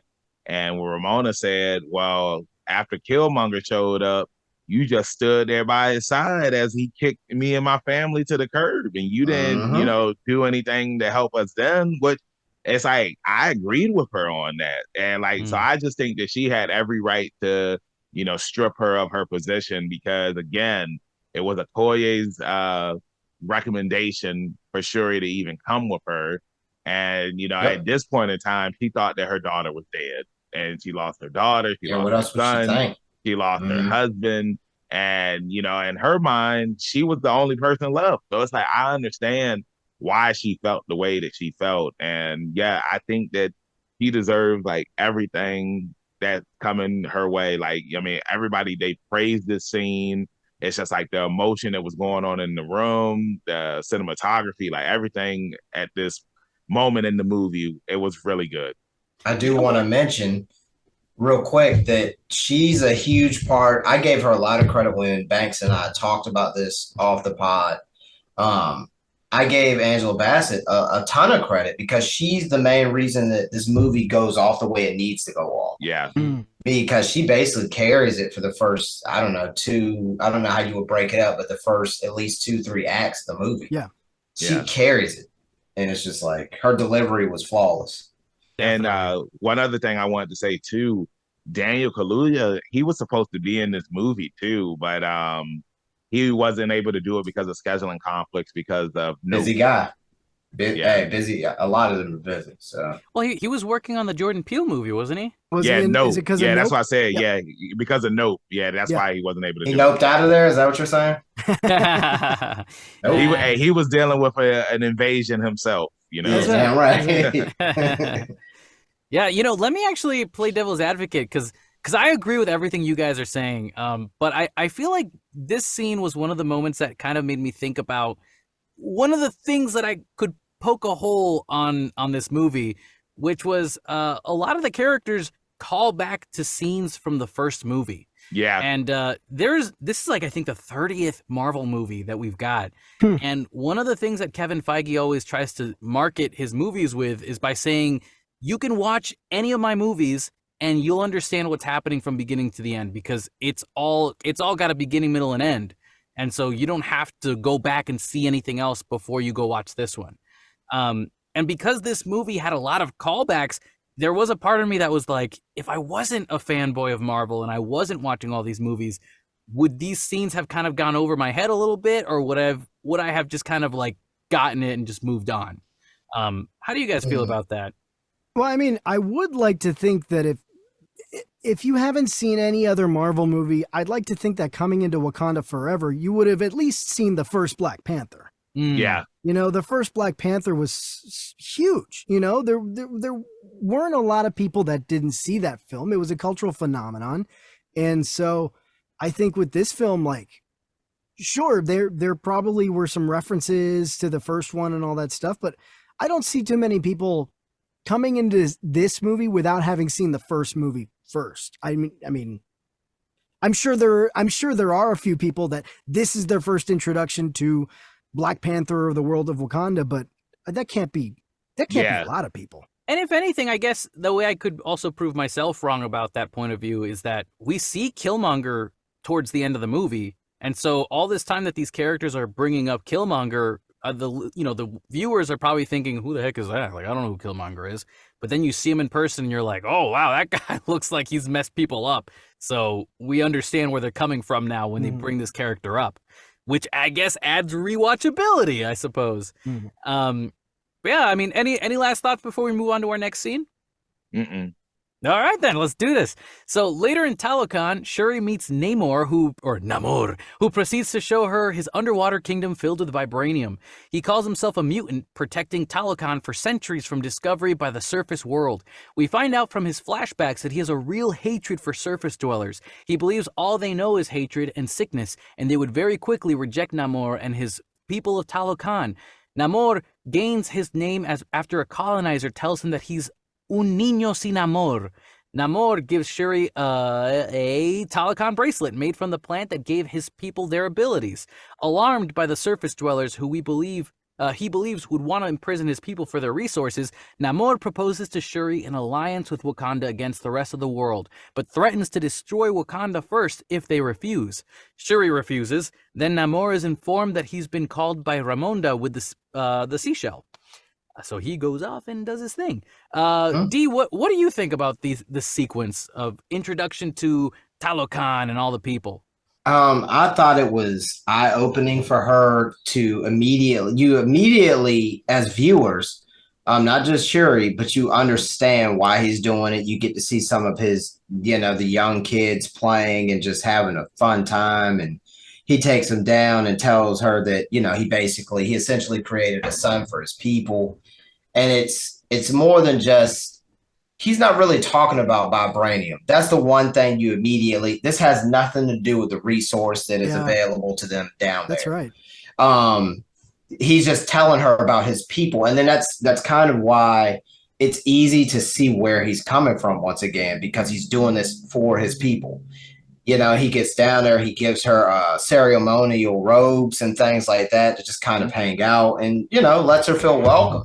It's not like, here are these shackles, you're with me. And it was kind of like, she was almost like a ward while she was down there. Yeah. Let alone her mom doesn't know. Well, he does go to meet her mom in the next scene and let her know, hey, she's safe. So she's essentially like a ward, a symbol of trust. Like, this is your child. She is here. She's fine. And it was like, I just thought it was very interesting how they were kind of unintentionally, like, because he didn't really trust anybody on the surface. So that's why initially he tells her, don't tell him about us or else. Yeah. And it's like, he doesn't know who he can trust up there because all he knows is what he was shown.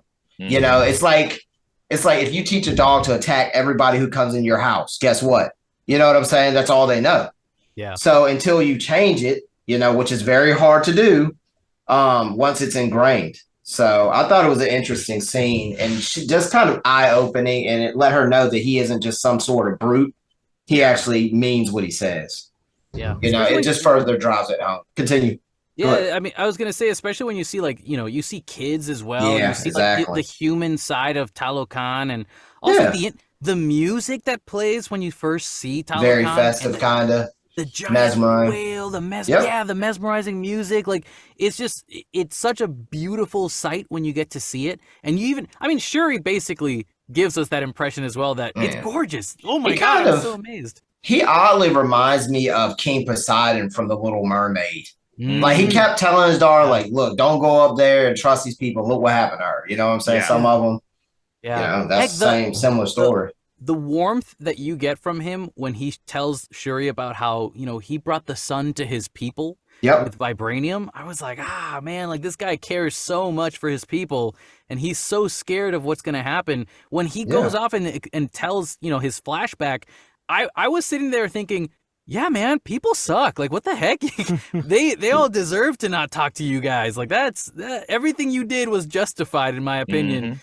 And I didn't think twice about it, you know. And later on in the movie, when people start mentioning, no, man, he's bad, that he shouldn't think that way, it was a reminder to me to go, oh yeah, wait, that's true. That is bad. That's like, he's literally gonna kill all the human race, all the surface dwellers. That's crazy. He's gonna try. One question I have for you guys, just kind of like a side note that I was thinking about. Do you think we'll get to dive in future films and future films? Do you think we'll get a chance to dive into who's behind their tech? Because they do have those pretty sweet water grenades. Oh, like who's that's not, yeah. So I was wondering, do you think we'll get to see who's behind their technology? I don't know. Because somebody made that. I don't know, man. I feel like something like that we would probably only see like if they were to do like a Namor movie or something like that. Yeah. You know, I mean, because it's like there's so much down there to explore, and you know, I feel like that during this scene, it was only shown to, you know, show what it looks like down there, like that. It was just like Wakanda, and he was trying to do the same thing in a way that T'Challa was trying to do in the first Black Panther movie. Like, I mean, like they kind of were, you know, spitting images of each other. Right. You know? Exactly. I feel like that it must have been just the people in general all learned about the explosives and how to put it together. Just because, I mean, I don't know, what else are you gonna do when you're underwater all your life? Learn about fish and vibranium, you know what I mean? Like, they are very, you know, just like the Aztecs, they're very primitive people, to be honest with you. Because they're not really outside of the water grenades, slash mines, whatever you want. I guess they're kind of like grenades, but they're kind of primitive. You could just tell that they don't, you know, they don't have any interest in that stuff, you know? Yeah. They just kind of don't care. Like, or you would. Yeah. It's like you said, D. He barely mentions the vibranium. No, never came up.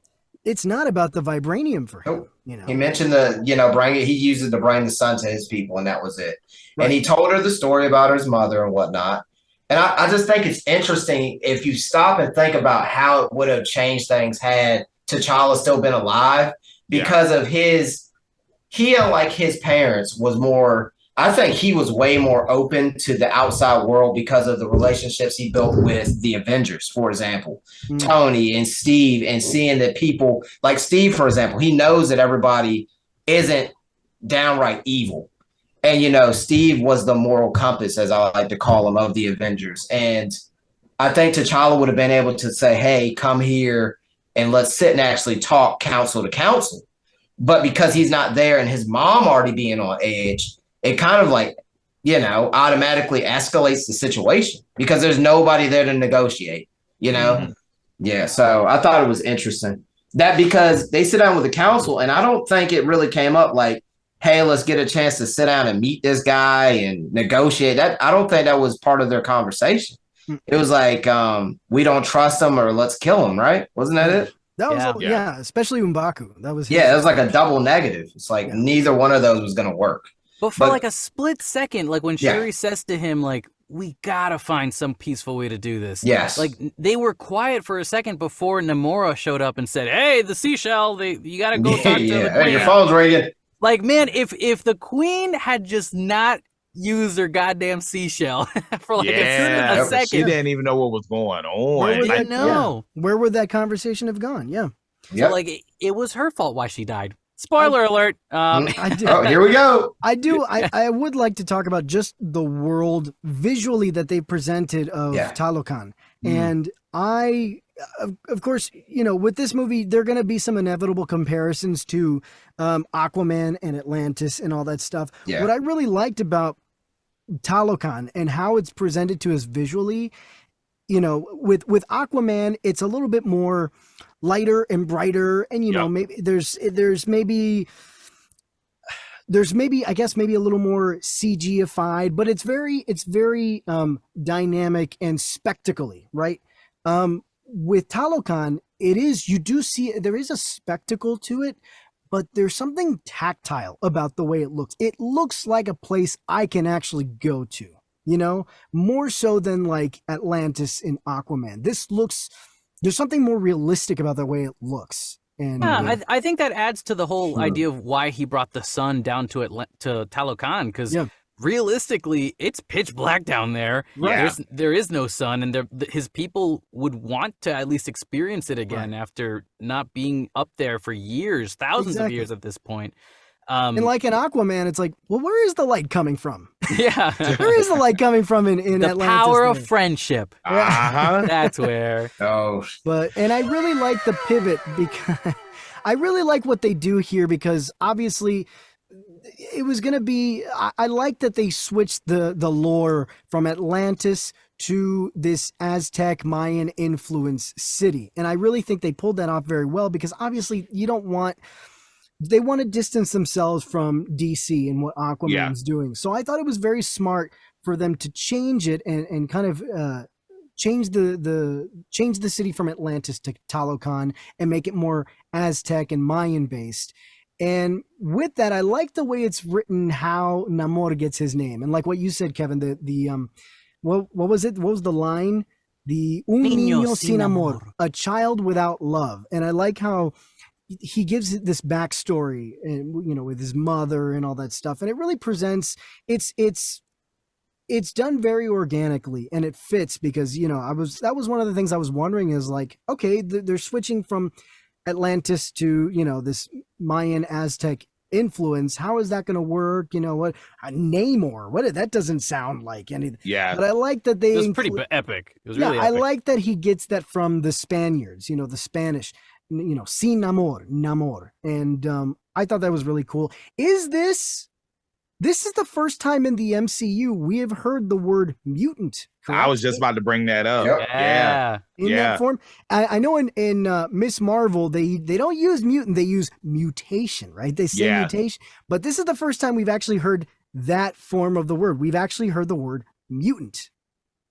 So I believe, that's correct, isn't it? Yeah, Yeah, definitely. it is. I was literally about to bring that up. And then also I don't know if you too, want to include TV shows. Didn't it come up in She-Hulk?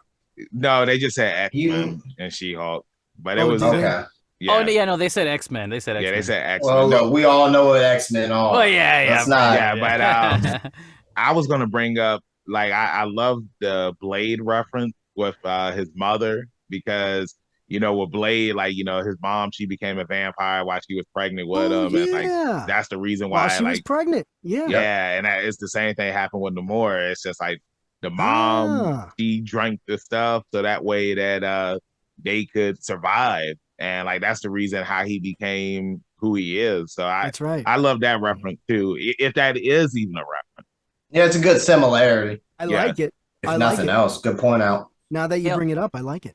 I'm gonna add two more Yeah, things, yeah. and we got to move on to our next scene. Here is the Talokan's Wakanda Forever sign is like a Kamehameha, and I was Yes. like, bro, Yeah. Dark mouth. I Like, guess. listen, like I'm Puerto Rican, and us Hispanics, we love our Dragon Ball Z. So when you start showing us Kamehamehas as a hello, I'm like, okay, Now I'm when you see in. people go like this, you go like that, and let them know which Yeah, side dude, you're on. what's up, Go. dude? Kamehameha, your Talocan ass. I mean, Mhm. yeah, that's so cool, man. But also the second thing I wanted to add was the moment that Namor gives Shuri the bracelet, I was instantly in my head like, oh, that's how she's gonna get the powers. Like that's how she gets it. She's gonna use the magic of that bracelet and then synthesize that. And then once the scene happens, I'm like, I knew it. I freaking knew it. And I'm not even mad about it. I'm excited because this actually was awesome. It was so clever the way they came up with it. And it goes to show that like Shuri would not be where she is by the end of the movie if it wasn't for Namor. And That's true. Namor accidentally strengthened the Black Panther without realizing it. And if he hadn't done that, it would have been a different story by the end. Well, would have been a different story for her too if he had. Oh yeah, she was pretty dead by now. But Yeah. well, moving on to our next scene here, we got as Namor distracted by Ramonda. She's distracted by him.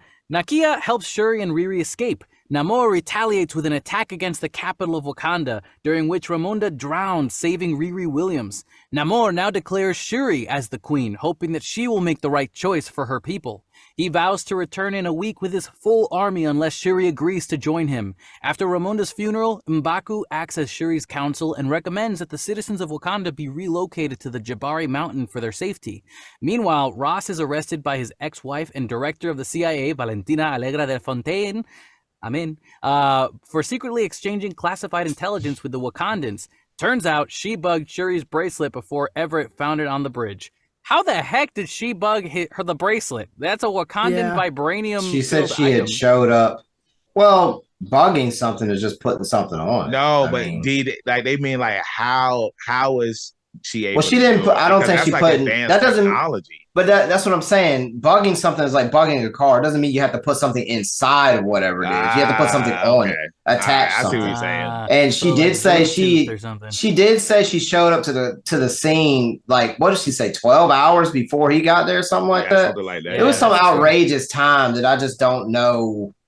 Does that really fit into 12 hours? It was something like 12 hours. And honestly, it also surprised me that she said that because before that, she was like, hey, Everett, can you drive me for 8 hours back to headquarters? I'm like, wait, is that all this plot line is for you just driving long distances so that we can tell the story for another character right now? Like, I was just wondering. Well, she did say she had it bugged. So that I guess that means she didn't have to be there. But it was just kind of like, all right, I guess. I have to say, this, for me, is one of the weaker points of the movie, and this is one of the things I kind of have a problem with in this film is Ross and Valentina. I feel like you mean this Bilbo? That's right, Bilbo Baggins. That's right. Yeah, Bilbo and Elaine from Seinfeld. Correct. This movie's already really long. It's pushing 3 hours. I wonder how much of this we really needed. I mean, how much of this? I feel like we could have used less of these characters here because it's just kind of I don't know. How much of it does it really drive the plot and how much of it does it really serve the plot? I feel like these scenes could have really been trimmed up a little bit more. Yeah, I agree. Definitely. I agree. Also, I think the editing where, between Shuri talking to Namor and then Namora going, hey, seashell lady, and then it cuts to the queen and then cuts back to Namor and then cuts back to the queen. Like all that editing, it felt like the queen was just teleporting from different locations like really fast just because of plot point stuff. Like we got to tell the next part of the story. So when Shuri gets rescued by Nakia and suddenly they're up in this Wakandan airship and the queen's in the ship, I'm like, wait, hold on. So how did the queen find Shuri before Namor got back? You know what I mean? Like there's so many questions that for me, I was like, I think the editing kind of was a little well, she was tracking the bracelet and then dove, and then the queen called him when she was going down. So that's how that worked. But it was kind of like, and we call her Solid Snake from here on out because she went up in there and you know what I'm saying? She had everything but the box. Give me Metal Gear Solid vibes. Nakia was very smooth, man. Yeah, Oh, go ahead, D. No, go for it. Go for it. No, I was just gonna say, man, it's I wanted to piggyback off of what Raul was saying about like, the scene, it kind of dragged on a lot. Cause I'll say that when I was watching it in the theater, I was starting to kind of get dozy because I'm just like, man, like when is this gonna move to the next thing? And I don't know, man. I feel like that scene, and then of course too the stuff with Ross and his former wife, as we find out. I feel like there was just too much of that, and it kind of just Yeah. took away from the It's overall kind of movie. weird because Yeah, it's like, where's this going? He has to have his scene, because he is an important character in the comics and whatnot. He's all right. Yeah, but it felt unnecessary to me, his presence being there, because this moment it didn't need to happen right now. Like, why are we telling it now? Well, I was gonna say is that Ramonda, the reason he's there is that Ramonda is in contact with him to keep tabs on Shuri and find out, all this information on what's happening to Shuri. But she goes to Nakia. Nakia kind of serves a similar function. She goes to Nakia to get help to find Shuri and all that stuff. So she's going to Nakia. Why does she need to be talking to Ross? So again, I feel like Ross is kind of a redundant character because we have Nakia who's already kind of filling that role. So that's another reason. And I know that's kind of, they want to set some stuff up. This is one of those things. What it is. Every Marvel film always has these little kind of plot points where they want to set up for future stuff. And of course, Valentina is going to be she's kind of the Amanda Waller of this universe, and that we know she's going to be setting up the Thunderbolts. Yeah, Thunderbolts. Yeah, I mean, it's pretty obvious. Yeah, so I know we're kind of planting seeds and stuff. The whole reveal about the fact that they were exes, I'm like, okay. Yeah. I would have been fine.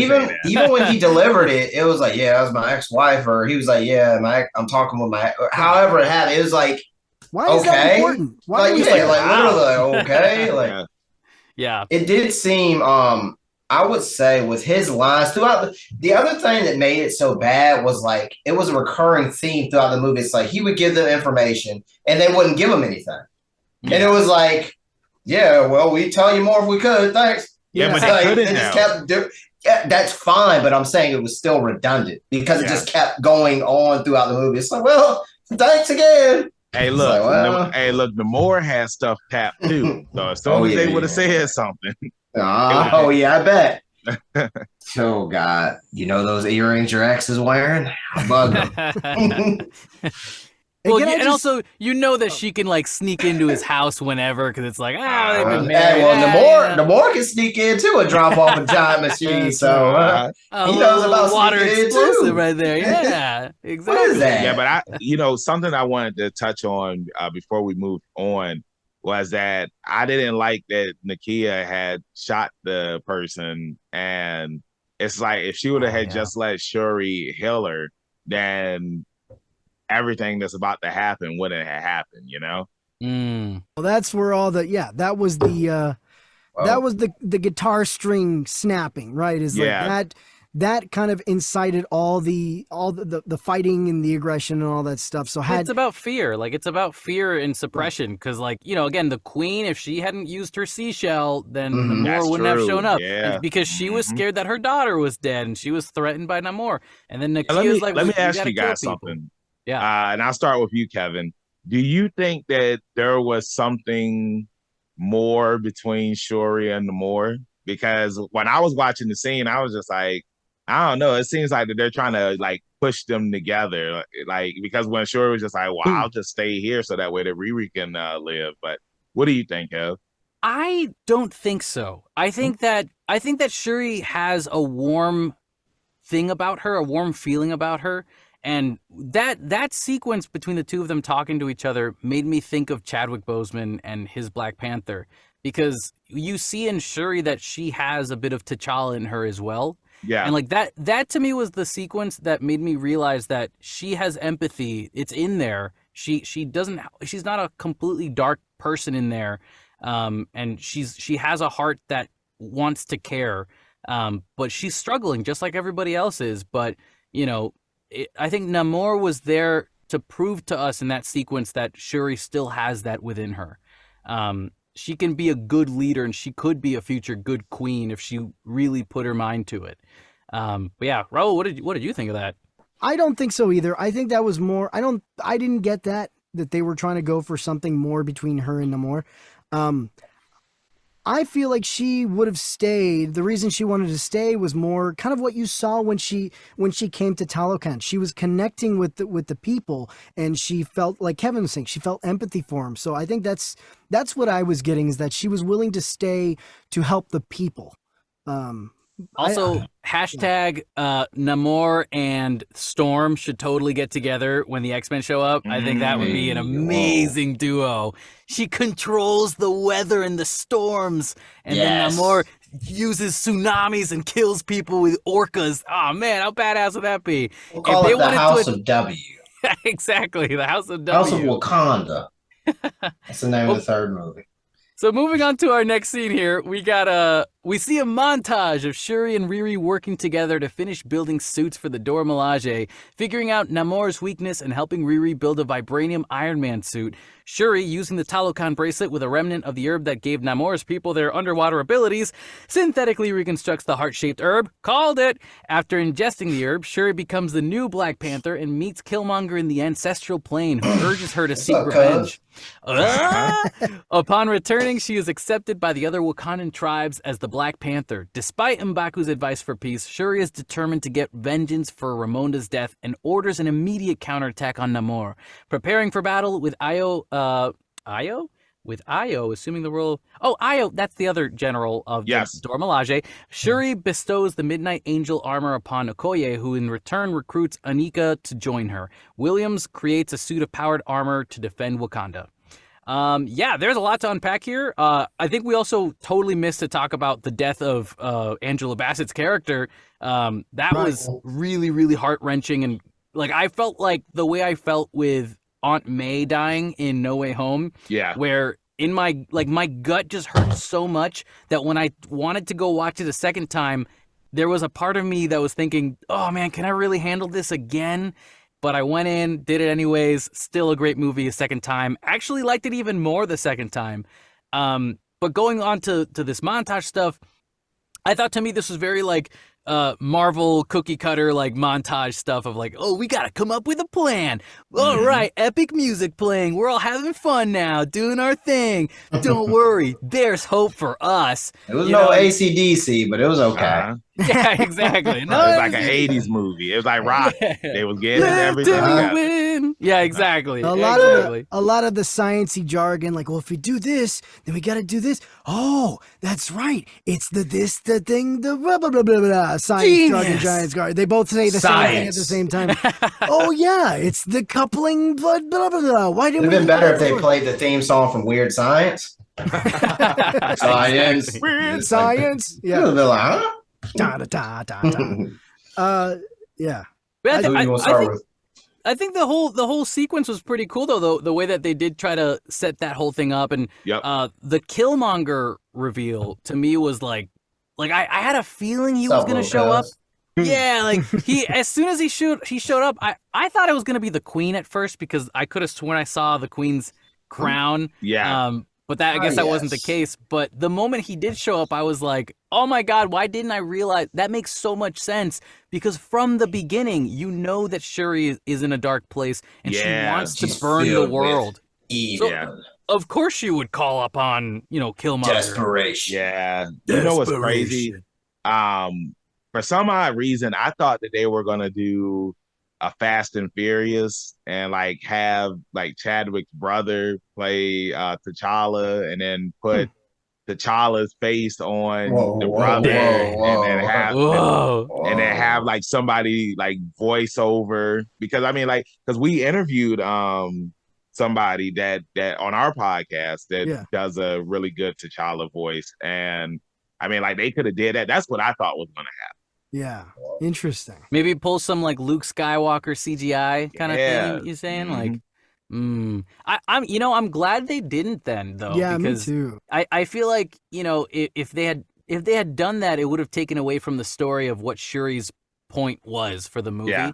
And I think her mom was the T'Chaka of Black Panther, of Chadwick's T'Challa. right? Like Hmm.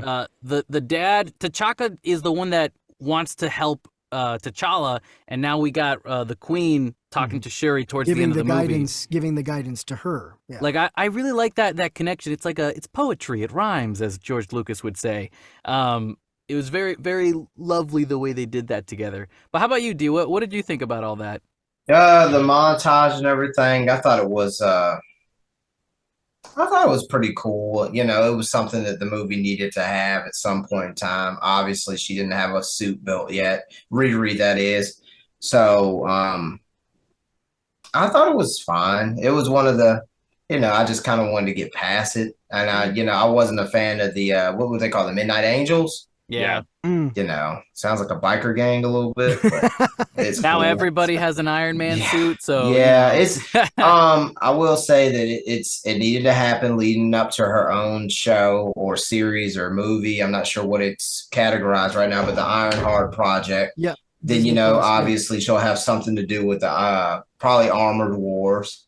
Yeah. And then you'll probably get more of the competitors. So I guess her introduction in this movie was pretty fun. I liked her as a character. Again, I wasn't a fan of her suit, I guess. The Ironheart suit, like the new one that she builds. Yeah, I wasn't a fan of the helmet. Kind of looked like the Midnight Angel design. I hope they do something else with that moving forward. It's just not attractive to me. Yeah. But other than that, I'm fine with the montage. Cue the 80s music. Maybe some Kevin Bacon running through a barn or whatever that was back in the day. Something like that. So and just kind of speed through it. Can't wait to see him in the Christmas special for Guardians of the Galaxy. Hell yeah. That'll be fantastic. So, I mean, it needed to happen, the montage. She got the herb, she goes through, she meets little cuz, So my next cosplay. Banks, you trying to go check out this museum next week? Oh. No, I really I will say that I thought that it was a cool cameo, having Michael B. Jordan come back. He's in a lot of projects, man. Yeah, he's been busy. Him and the gentleman from what's the show we reviewed? Majors. Yes, he is in a lot of stuff. Holy cow. Creed 3 is going to be incredible. Yeah, they're very Creed. Oh yeah, and then he's Kang. Yeah, Kang the Conqueror. Jeez. Gotta get all those Marvel stars in other movies. Yeah, but something I wanted to touch on, because I know I'm mad. I'm having a brain fart of what we were talking about earlier about somebody that becomes evil. It was I think it was somebody on Namor's side. Mm-hmm. Oh yeah, our suspicions. Namor. Yeah, so it's just weird to me because like growing up, M'Baku was one of Black Panther's enemies because he was the man ape, I believe that's what he was in the comic, or the white ape, something like that. And it's just like for him to, it's the white ape. I think something like that. And for him to be Shuri's voice of reason, I'm just like, it's just wild. It's just wild. I think it fits though. Because it's just so much time. He's the elder he's one of the elder. Yeah, because so much time has passed. Yeah, he's not the young man you meet at the beginning of the trilogy or the first movie. The first movie. And I do wonder. If things had been different and Chadwick Boseman hadn't passed, and if T'Challa, played by Chadwick Boseman, was in this film, I wonder if maybe M'Baku would have still been a little bit more of an antagonistic character. But I think because of that, again, without Chadwick Boseman, everybody else has to kind of help bear the load. And so I think because of that, by necessity, M'Baku kind of had to fill this mentor role. Exactly. Especially with Ramonda gone, she needed somebody to kind of mentor him. And every so I think character was like more third dimensional. Like they had so much more fleshed out from them, because I felt like Black Panther, the first movie, it feels like, it's a blockbuster movie. It's a feel good blockbuster fun film. Whereas this one was like, okay, fun time's over. We got to get really serious because that's what it's calling us to do. So how can we make this so that these funny characters aren't just funny characters anymore? But yeah, no, you're right. I think M'Baku, he had to step up because once the king dies, he's gonna notice how Shuri feels about it, and he knows that as a strong Wakandan soldier himself, he made promises to the king to take care of Shuri and watch out for her, and you know he had to grow up. He was forced to grow up because of all the sadness and you know. What was the thing that he said to Shuri at the funeral where she was like, I thought you thought that I was just a kid. And he says, no, You've gone through too much to still be considered a kid. That's There what you it go. was. That was beautiful. Like Yeah. once I heard him Made say a lot that, of sense. the whole movie, the first time I was watching it, I was thinking to myself, okay, if it's not Shuri who's going to be the Black Panther, who else could it be? And I saw M'Baku in the beginning of the movie making all these vegetable jokes and you bald-headed demon, and I was like, oh man, there's no way they'd want to make him the Black Panther. There's no way. But then you see this funeral sequence with Shuri and the Queen's death, and you see how he handles it, and I'm like, man, you know what? Maybe he totally could be the Black Panther. Like, he's just as worthy as she is, Yeah, if that that's were true. the case. 1 second, guys. I was correct, and that is a lionfish, a red lionfish. That's what her helmet thing is made of, and it is extremely poisonous. Namora's Yes, head, that lion. Yeah. Okay. Yeah. Well, with that being said, let's move on to our next scene here. We got Namor's cousin, Namora, is upset about Namor yielding to Shuri, but he promises that Shuri's empathy for their people is useful because Wakanda has no other allies in the world. Now safe, Riri returns to Boston with her dad's car fixed up. They didn't fix their dad. That's weird. But has to leave her new vibranium suit behind.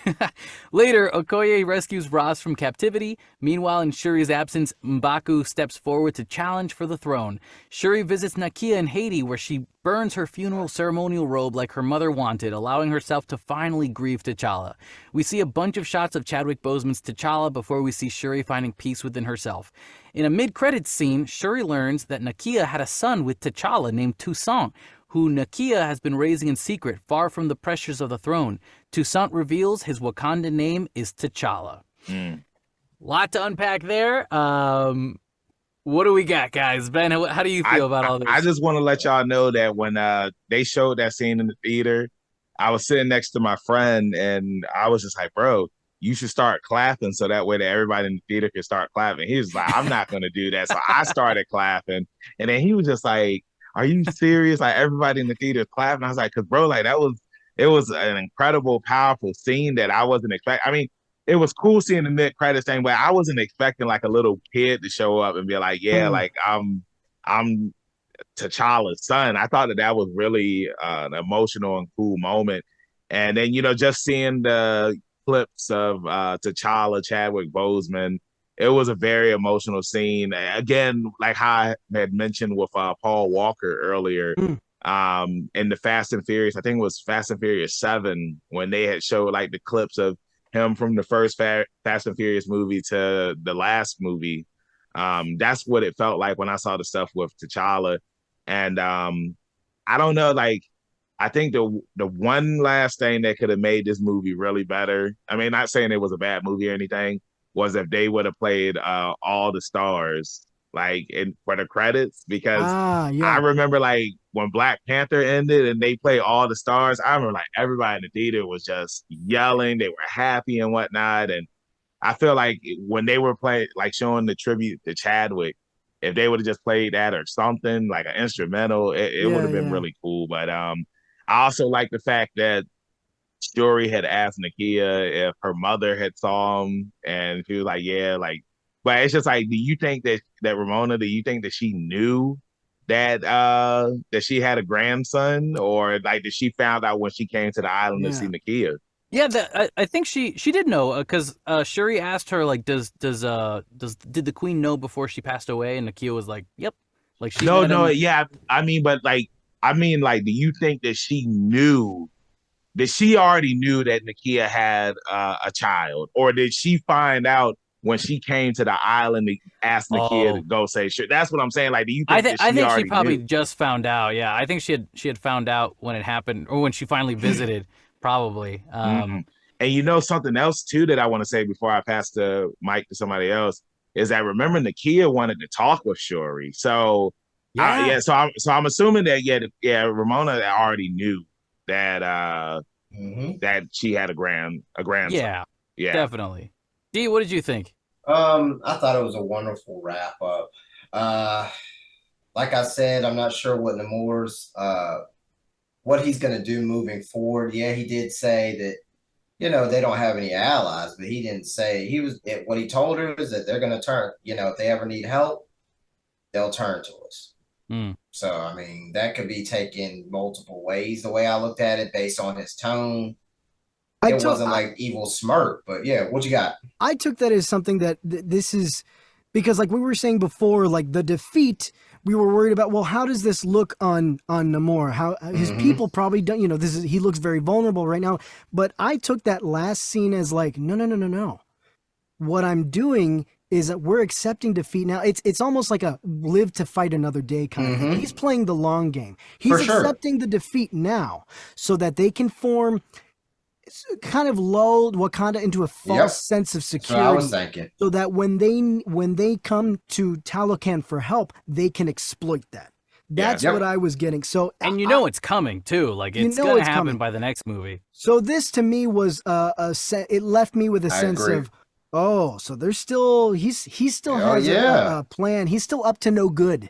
That's what I was thinking. I mean, you can just see it, and just like all of his scenes, very powerful. And it's a dark setting, and he's just kind of like, she's like, well, this isn't what we wanted for our people, basically, and all that stuff. But he's just kind of cool as a cucumber. He's like, well, they're gonna come to us, and it just seemed very dark.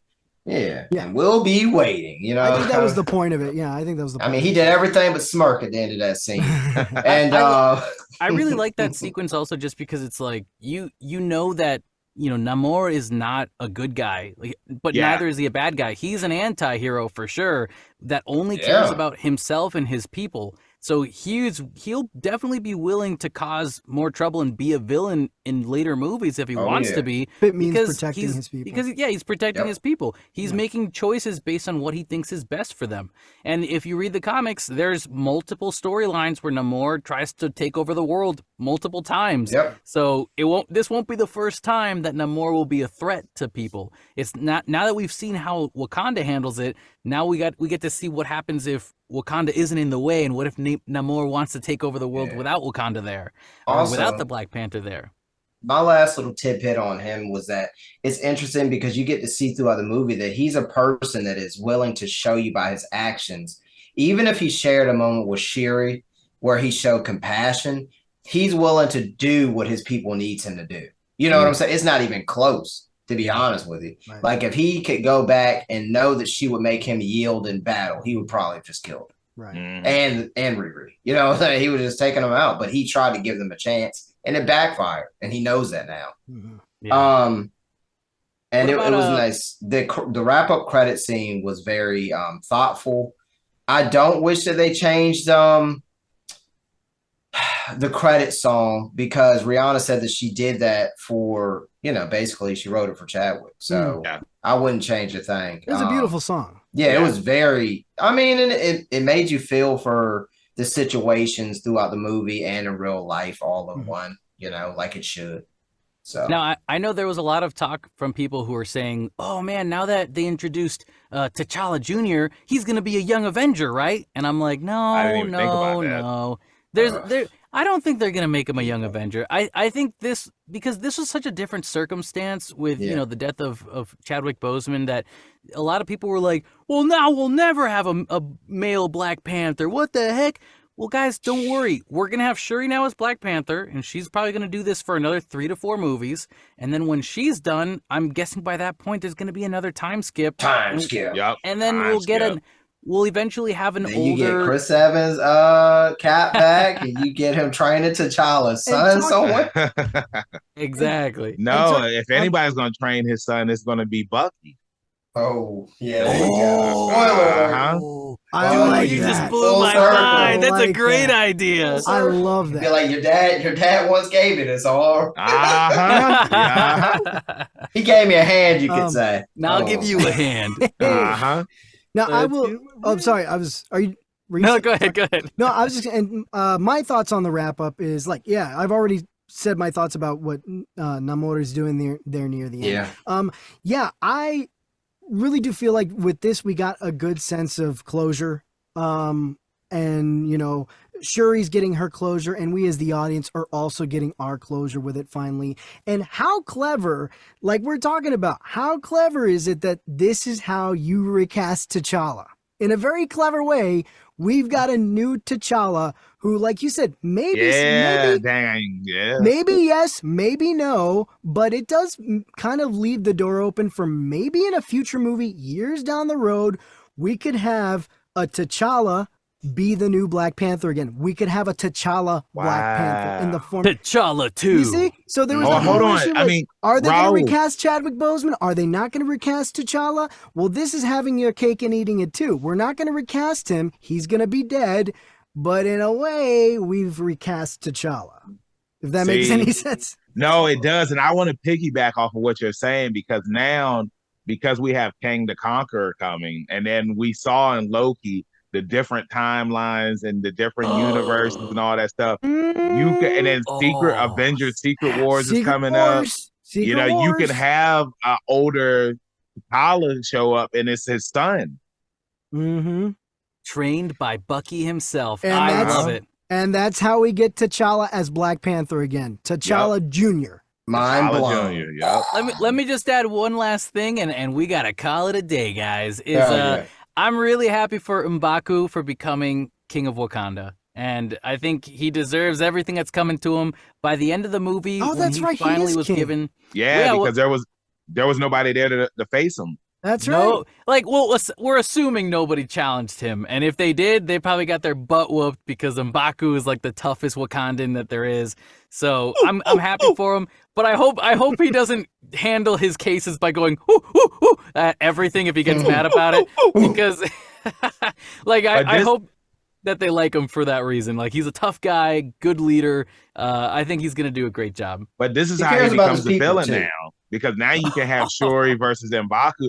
Because I was looking it up, his villain name is the Man Ape, and how he becomes the Man Ape is he kills a white ape, he drinks the ape blood, and he eats the flesh, and then that's how he gets the ape powers, and that's how he becomes the Man Ape. So, look at that, yeah, dude, epic foreshadowing. Are you kidding? Oh my God.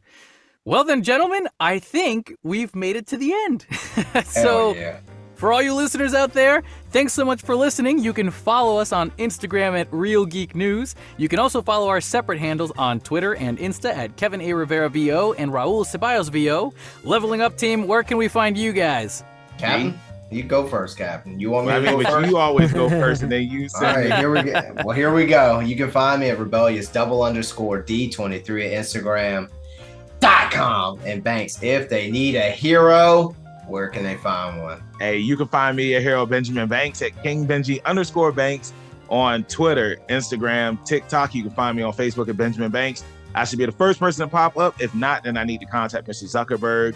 Then check out our podcast, Leveling Up with Benjamin Banks, at Leveling Up Banks. That is on all social media platforms, and then on YouTube as well, where we have videos, reactions, and interviews and all that stuff, where we interviewed Raul and Kevin. You can either listen to those interviews on our podcast, or you can watch the video interviews on YouTube. Heck yeah. And hey guys, look, if you want to help us out and help boost the quality of our show, help us find more listeners, get more eyes and ears on the show, please go to Apple Podcasts, give us a review, leave a 5-star review, and, we'd love some support, because any little bit of that helps, and it helps get eyes on our show. Heck yeah. And also, want to share your passionate thoughts and opinions about movies? Any movie news you'd like us to do? Well then, send us the email to realgeeknews@gmail.com. We'll leave all the description below. With that all being said, stay safe, stay classy, and most important of all, stay geeky, my friends.